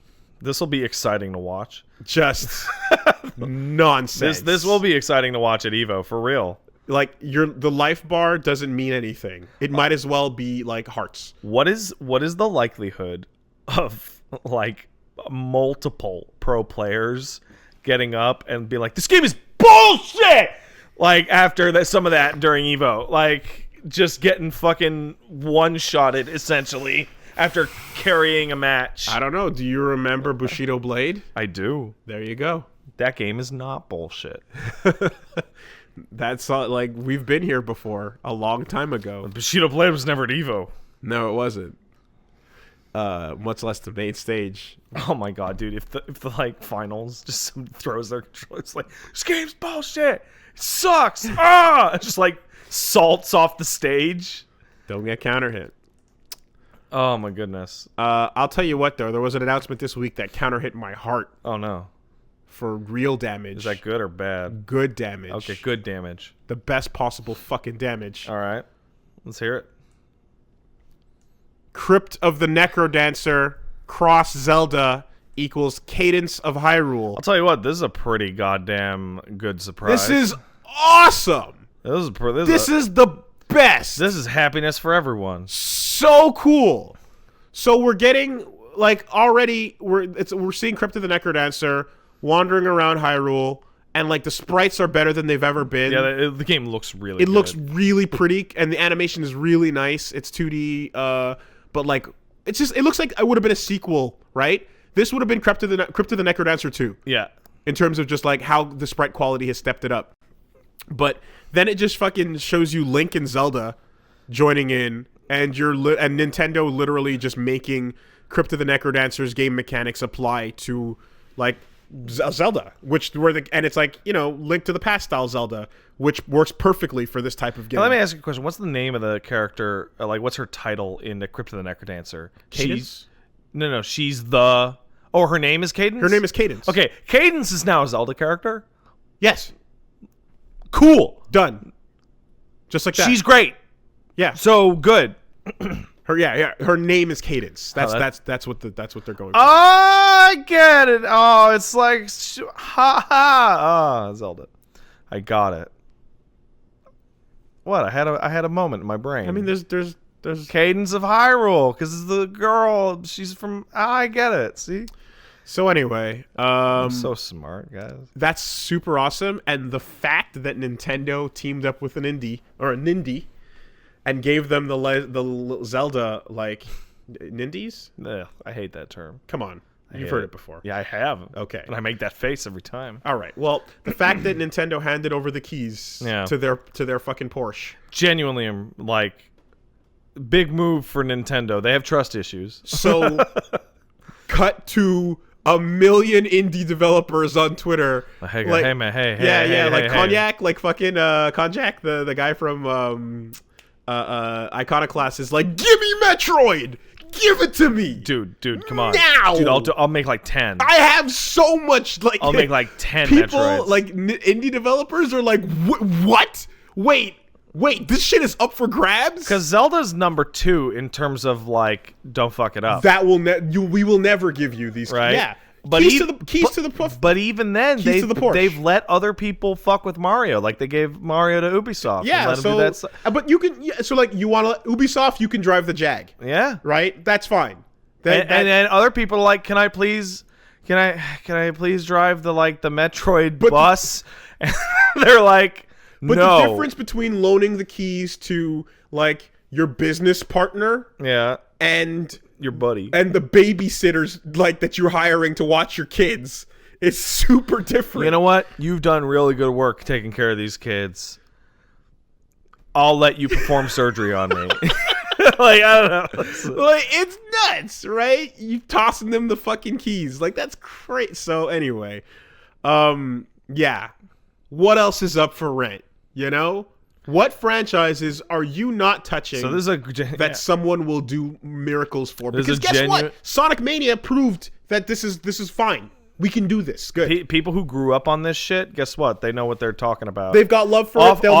Oftentimes more than the people who made it in the first place. Yes, and you know what else? They can possibly make the thing that the fans like them would want to buy. Yeah. Like, I mean, there's a bunch of stuff that happened in those old Sonic games that I'm going to assume is accidental, that Christian Whitehead and those guys fucking broke down into a science. Who gets F-Zero? No one. Who can be trusted? They'll never let anyone touch F-Zero. Who can be trusted? The Wipeout people. Oh, they're gone. Yeah. Keep up. Let's go. My brain did that already. Who can be trusted? Psygnosis is gone. They don't exist anymore. Who is left that makes that shit? Oh, what about the guys who made those games that ran at 60 FPS on the Wii that made like futuristic racing games? Fast Racing Neo. Yeah. Shinen. Yeah. Yeah. See? Yeah, this sucks. I mean, if the answer is always platinum, the question becomes less interesting.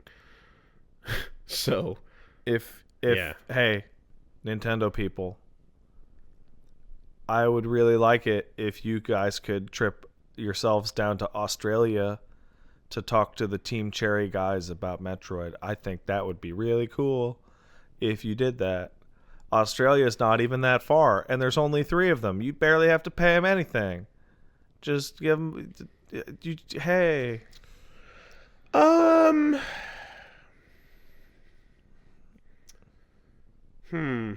I don't want like Metroid Souls, and they could do lots of shit. Considering but Team Cherry is awesome at the thing they did, and the thing they did is a little bit Metroid-ish in terms of how the map works. But there's a whole lot of not Metroid. Oh yeah, going but on like there. My point is they're extraordinarily talented. Yeah. I mean, I guess they. And maybe they can give Samus a melee attack like she always should have had.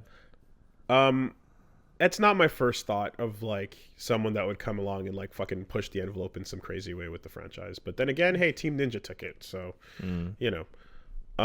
Yeah, I would say exactly. Yeah, give Team Cherry Castlevania instead or so. Well, that's not there, but you know what I mean. Yeah, I know. Yeah, it's not. It's Konami. That's a whole other fucking. And Konami doesn't even give themselves their own projects. But this is interesting, right? This creates a lot of buzz, a lot of people going, "Oh fuck, oh fuck, oh fuck." The pop has been topped, right? What? Shut up! I don't know. One of the smallest indies got the biggest, next to Mario. That's, and that has a lot to do with how uniquely like awesome the idea of the gameplay is. Like, I think they kind of looked at it and went like, this is super different, and like you can experiment in this space. So, because you know what I mean. It's not like doing what we've already done in a different way, which kind of Team Cherry is that. Mm-hmm. This is. What the fuck is Crypt of the Necrodancer? Unlike anything you've ever played.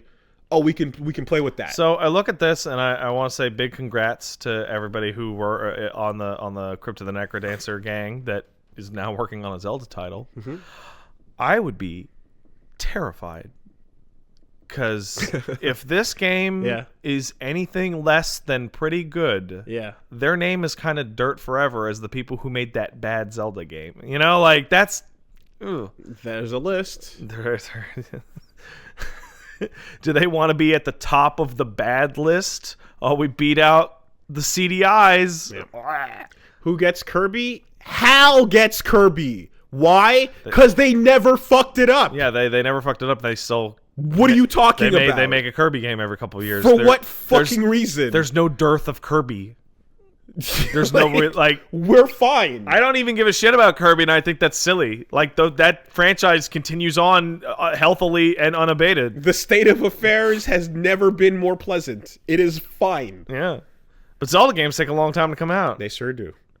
And I can only imagine the pressure. Like, hey, you want to talk about pressure? Think about trying to follow up fucking what's that game called? The Zelda one that we played, Breath of the Wild. Follow that shit up. Yeah. I don't even know what the fuck they could do. Aonuma's like, you got to reinvent the wheel again. You can't. No, you literally can't. You can't. They talked about how they can't. How this is. Then do you just go back to tradition? No, this is the new form of Zelda, but they'll have to vary it up a degree. But this is the way Zelda is now. Space. Dark World. Oh shit, we've done that. Well, if they were smart, they'd go super weird like they did with Majora's Mask, which is how they got around that problem with Ocarina. Because Breath of the Wild is absolutely the Ocarina of its time. What open world settings appropriate to the fantasy world have we not visited? You just make a new one. Desert, snow. No, just make a new forests, one. And have jungle, it be weird. We've done it. Go to Morrowind. Fuck it. Have a weird place with mushroom trees and shit, and it's all weird. Completely fictional weird world. Yeah, Namek. It's a video game. Yeah, go to Namek. Go to Namek. Yeah. Slash the fucking the Midna realm. Have and you know how you vary it up. So because like how many times like you can't relearn metal conducts electricity. You already know that, right? Yeah. Make a bunch of weird alien bullshit. Yeah. That interacts in ways that makes no sense. Bathmodads. Yeah. Yeah. You put the Bathmodad in your ass, you can fly. And then modern day. Oh, modern day. Yeah. Anyway, so there's that. I can't believe Bathmodad's a real fucking word. That's outrageous. Well, I mean, it's not a real word. But it's a word that appears in Star Fox Adventures. They love to kill themselves for you. Anyway, so yeah, that's cool stuff. That's really, really exciting, and I'm happy about that. Let's take some letters. Hey, we got some letters. If you want to send a letter about usually video games and stuff, but like whatever. We had a cool one about somebody naming their kids in a fucked up way last week. Yeah, we got some fun other people talking. Everyone I've talked to about that story, by the way, has got the fucking same reaction of like, what are they fucking stupid? Like every single person. Yeah. But if you want to send an email, you can send it to castlesuperbeastmail@gmail.com. That's castlesuperbeastmail@gmail.com. I almost forgot what the email was there for a second. Don't fuck it up. I almost fucked it up. But you didn't. Yeah, I didn't. That's good. All right. So yeah, we can just start out with. I mean, we got a couple talking about drugs in Japan. What's the deal with Japan? And I got some good insights from some friends as well about like articles that were just. There's an article that was like once a drug user, forever a drug user, you know, and that kind of like idea and whatnot. I'll read one that came in of the many from. We'll read one from Mickey. Hey Mickey, what up? Mickey Forncrook says, "Hey dudes, interesting background for the whole pure tacky and kitty porn hoarding motherfucker Kenshin author situation. TLDR, majority of JP Society." The majority of JP Society's response to these crimes. Drugs very bad, drug user demon. Lolicon bad, but my manga though. Drug laws in Japan existed from the 30s, but weren't very strict. You can import as long as you had records of doing so. Drug laws became very strict past World War II, criminalizing the use of most drugs. This was due to heavy influence from the US. Japan, as you can see through history of the endless Nobunaga versus Akechi drama remakes, the Honoji no Ken thing, still loves the Bushido ways, which is now washed down to the honor system. Sure it is. You see it everywhere. Protecting things is super important. Yeah. You gotta remember that shit. Honor your senpai, honor the law. The whole culture of helping each other and having healthy community is good and all, but it has problems. Japanese people tend to be easily influenced by laws and rules. Now, for the whole lolicon stuff, it gets a little dark. The culture is very lenient towards sexualization of underage children. Take a look at AKB, for example. I assume that's like AKB48. Yeah. By the way, I want to point out this is the same letter I was referring to earlier on in the podcast. Oh. Yeah. You picked out the same one that spoke to me as well, because it goes into significant depth with specific examples. The first smash hit, Heavy Rotation, features a ton of children under 18 in lingerie pillow fighting and kissing. The media would say that the oldest is 22, but the youngest is 12. Wow! As a selling point. When I was in a play at the age of 17, I saw fans buy their favorite idols. Yeah, this is someone who is from Japan. Yeah. When I was in a play at the age of 17, I saw fans buy their favorite idols, like 15 years old, skimpy dresses as gifts, and the parents would laugh it off. Oh, it's harmless fun. Boys are idolized and sexualized as well. Infamous Johnny's Entertainment and their wonder hit boy band Sexy Zone, where the members debuted at the fresh age of 14.6. This was a big selling point. I think that's the average age of the total band was 14.6. This was a big selling point for the band as well. Look how young they are. Hints of this culture are seen throughout history. One would be Genji Monogatari, an 11th century novel in which the protagonist peeps a bath, sees a 10-year-old, and thinks, this girl's going to be pretty when she grows up. There's also Sengoku era onwards, in which daimyos would have young, too young, I don't want to think about it, boyfriends, and another fine example of how Buddhist priests satisfy themselves with their disciples. The culture is ingrained in society, and sometimes it's difficult to realize how much of a problem it is. Drugs, on the other hand, were easily acceptable as evil because they would damage the community. Damages the community and the social order, so it is bad. Sorry, this is a long email. Hope it gave some context from Mickey Forncrook.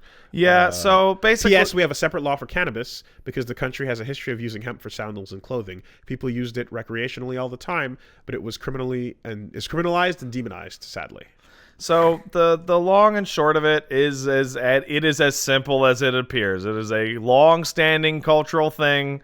It's like, oh, it's not that bad. Don't worry about it. And it's like, yeah. I mean, I can read another two that I pulled out, but the short of it is really that the idea that it harms society is a huge part of why it stuck around. Why it showed up was because of America.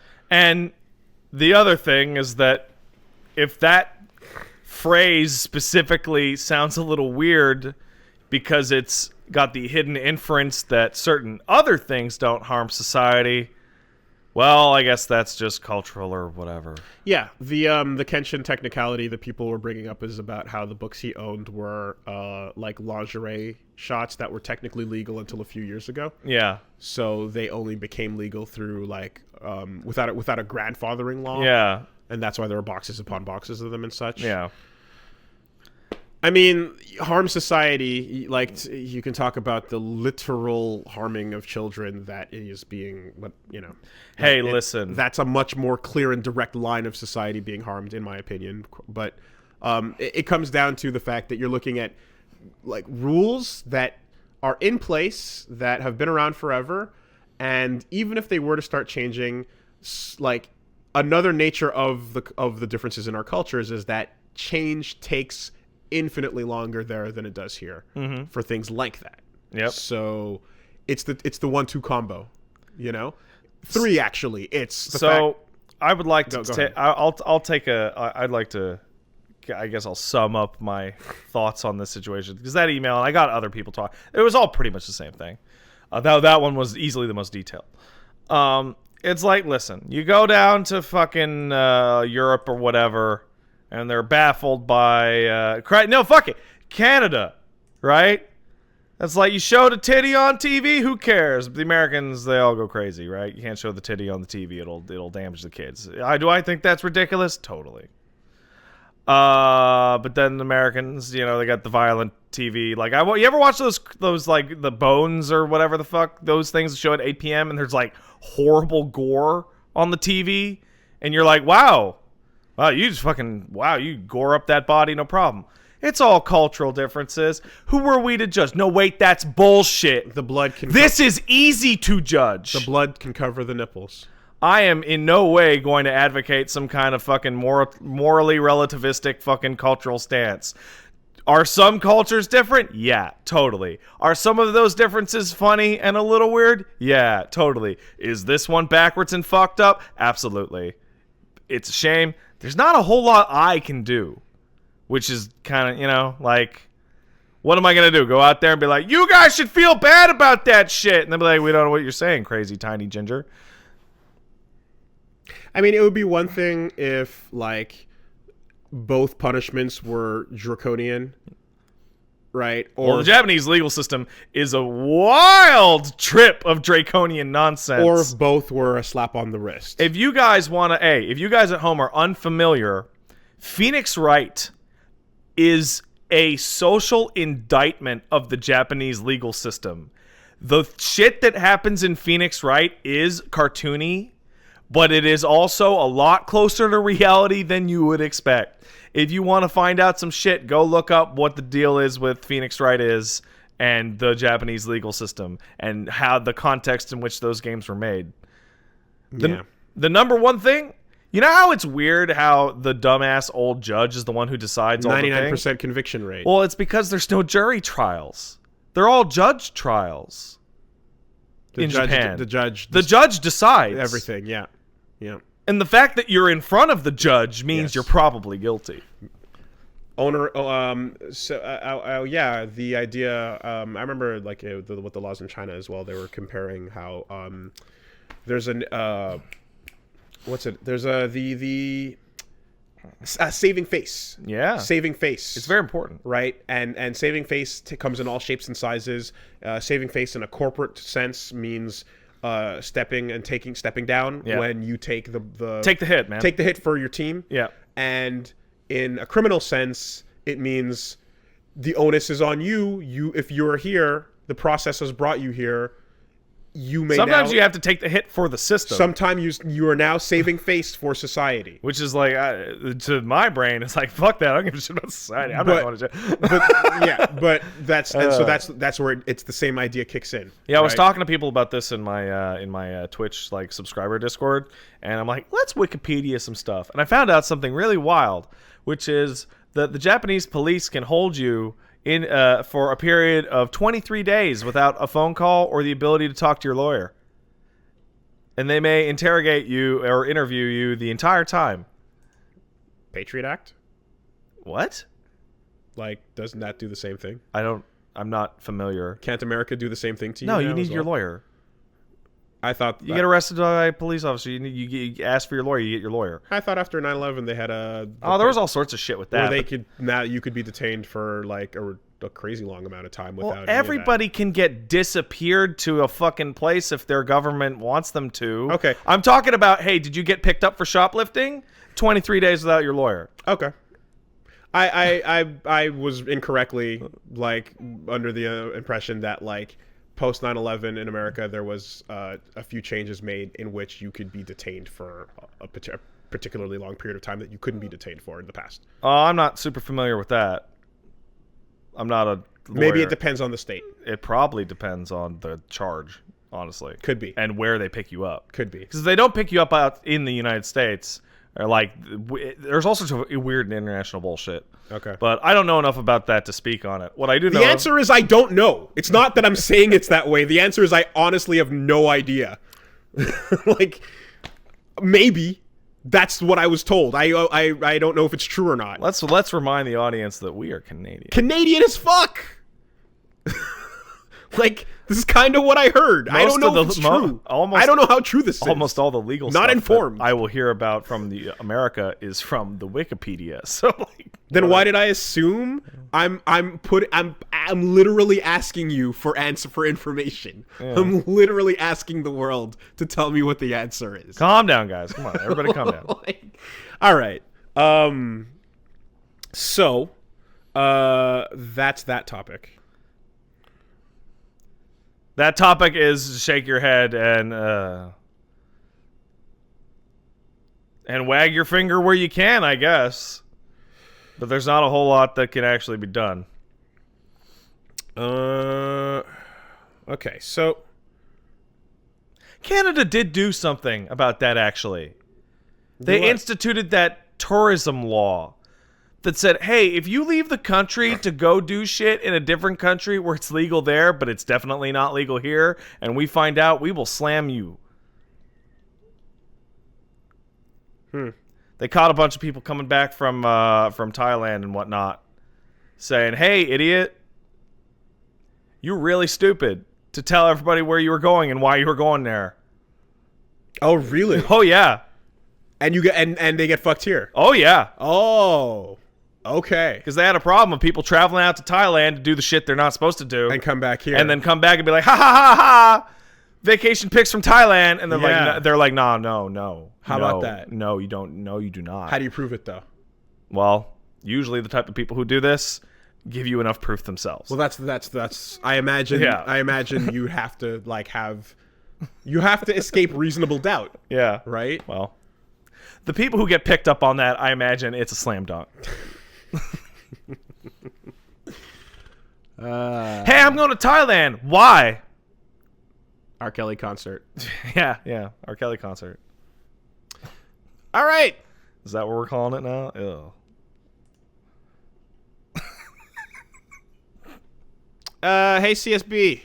Been enjoying your joint playthrough of DMC5 a lot. Big fan of the series. I've learned a lot about all all the games watching you guys play through them. In a recent video, I watched Pat go through all the moves on Balrog.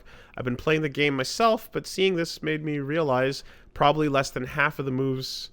I'd been using less than half of the moves available on Balrog. There's still a lot I have left to learn. Given I've already beaten it and replaying it, got me thinking, what are some other games you know that have very deep move or ability lists that players might beat the entire game without ever discovering? Thanks for the great podcast. I had a friend of mine in high school that beat Final Fantasy Tactics without knowing you could switch tabs on the skill screen. So they only bought active skills the entire game and did not know that there was a movement tab and a support tab and a reactive tab, and they beat the game. Yeah. And I was like, what are you, fucking stupid? And they were like, I guess I am. I'd say God Hand is absolutely up on top of that list. There's too much in there to actually even learn on your first go. Your first go through God Hand is not going to scrape the surface of all the shit. And by that extension, everything that team went on to continue making are all games that have more than you can learn on your first playthrough. I mean, like at some point, speedrunners discovered in the Resident Evil games that enemies do actually detect you with sound, not just lickers. And I'm talking the old shit, but like zombies are using sound detection. And so one of the things speedrunners do is they glitch out the running animation by spamming square so that your character's feet don't actually hit the floor. They just slide, and enemies are somewhat unaware because you're not making any noise. Yep. It's wild. I mean, you know, any Devil May Cry game you can get through without buying all the moves, right? So that's the starting example. How about... yeah. Deer, Hare, and Egg. I'm the egg one. I've never been one to swing my big dick energy around, claiming to be godlike at video games. I feel like I need this kind of disclaimer anytime I say that I don't feel like Sekiro is the hardest FromSoft game. My first entry into Soulsborne types was Bloodborne. I was wondering if you guys think this influenced my opinion on the game's difficulty, considering the deflex system falls closer to Bloodborne than Souls. Bonus question, do you think the general consensus is that the game is tough, and the absence of a get-good mentality makes the game more or less approachable for newcomers? Okay, well, there is absolutely a get-good mentality. Get-good has expanded to all life. I'm gonna super disagree with this. I'm also gonna disagree and just say you have good reflexes and are good at the thing the game wants you to do. And most people are not good at the thing the game wants you to do and must learn it. I think this is I don't think it's impenetrable for newcomers, but I think it's the most impenetrable of the set.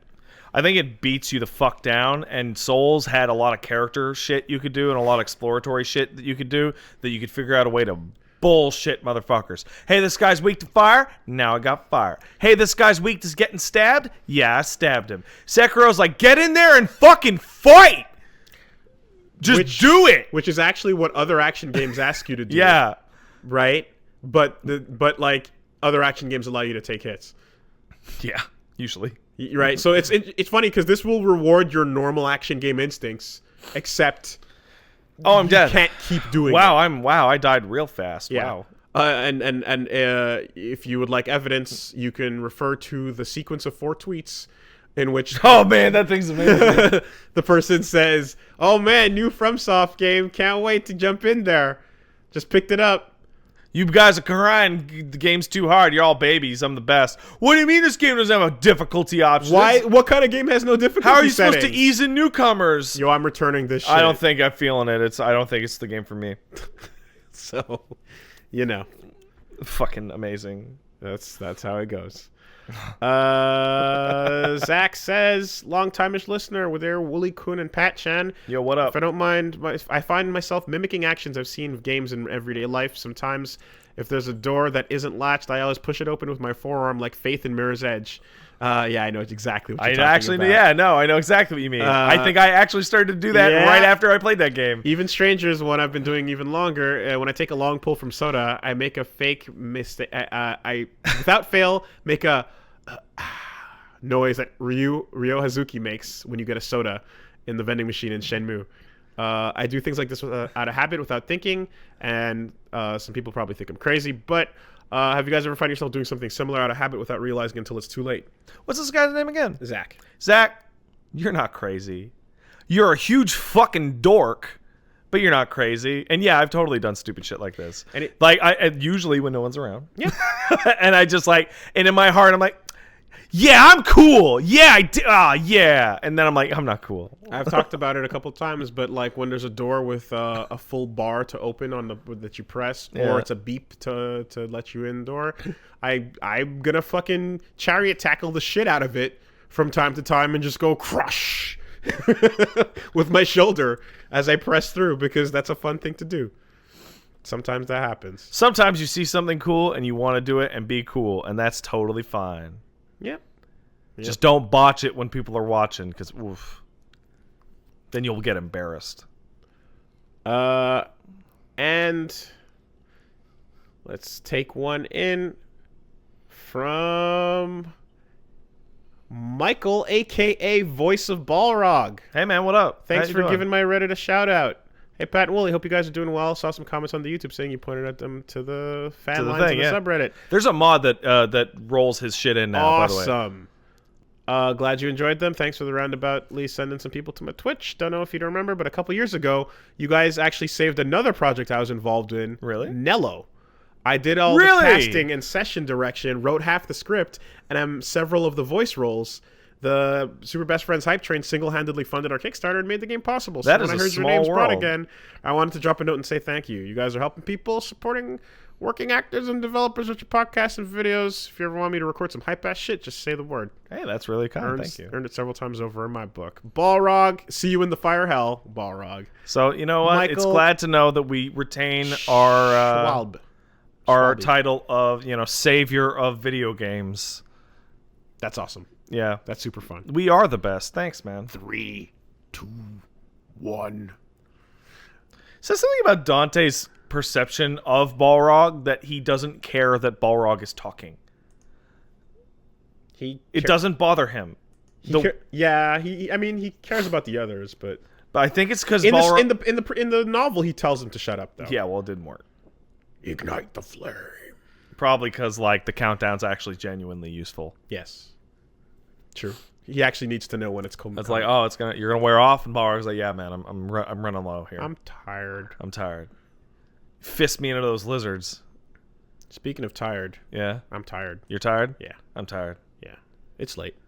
If you want to hit me up on Twitter at angryaspat with your terrible ideas for female main character social links, fucking, I'm all ears to that stupid shit. Telling you, man, you get to wear the hat. And that's it. Then you know how, the third line of dialogue is always the weird one? Yeah, and it's like, smoke this. Yeah. You run into the mom. Your kid calls me mommy, too. And she's like, yeah. Ara. As long as you keep him off drugs. and then society is saved. Yeah. Yeah, she's like, you know what? He can smoke that as long as he ain't smoking anything else. And then it's like, oh, yeah, and you all take a photo, and it's all wholesome and shit. And you're like, what am I playing here? What is this? Turned out Ruin was just coke all along. Oh, man. Ruin for society was just drugs. I can't believe it.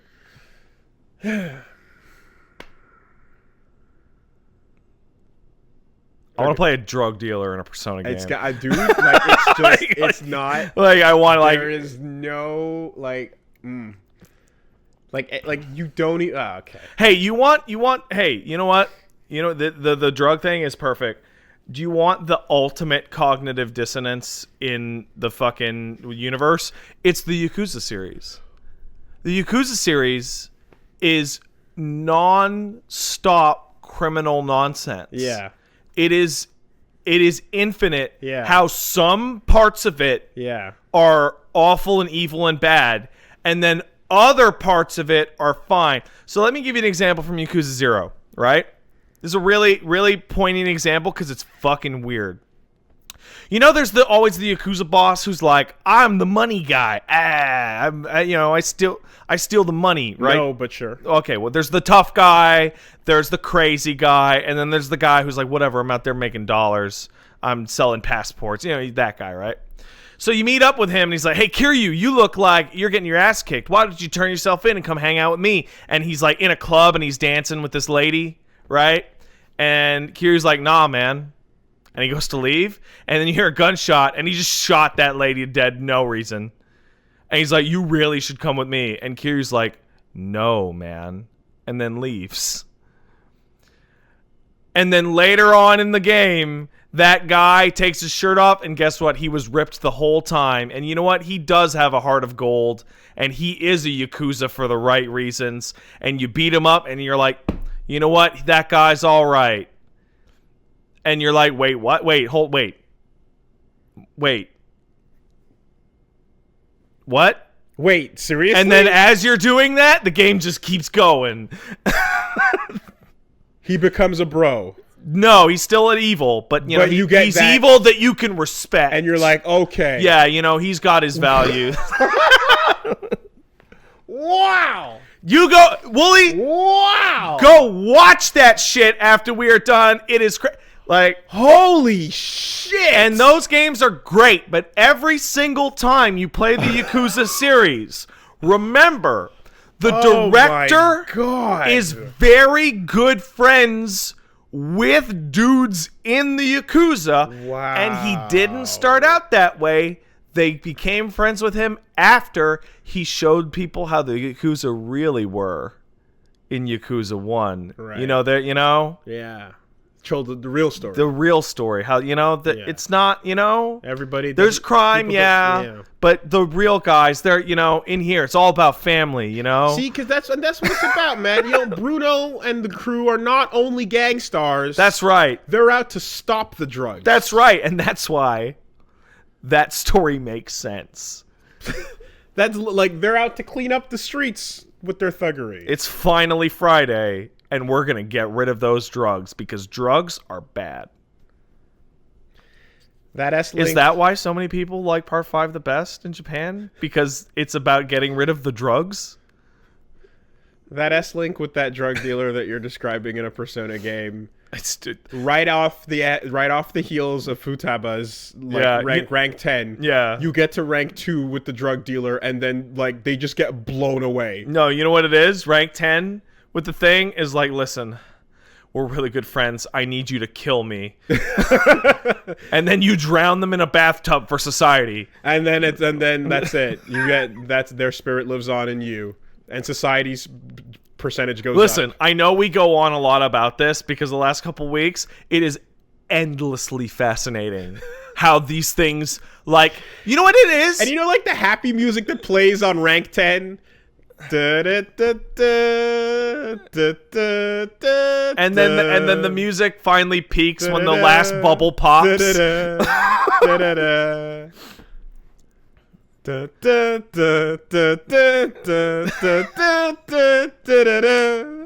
Oh man. You know what this shit is? It's magnets. It's magnets pointing the wrong way. Because they're about to touch and you're gonna like, wait, what happened? No! And then they go the other way. We'll see you next week. Next week, everybody. See ya. Bye.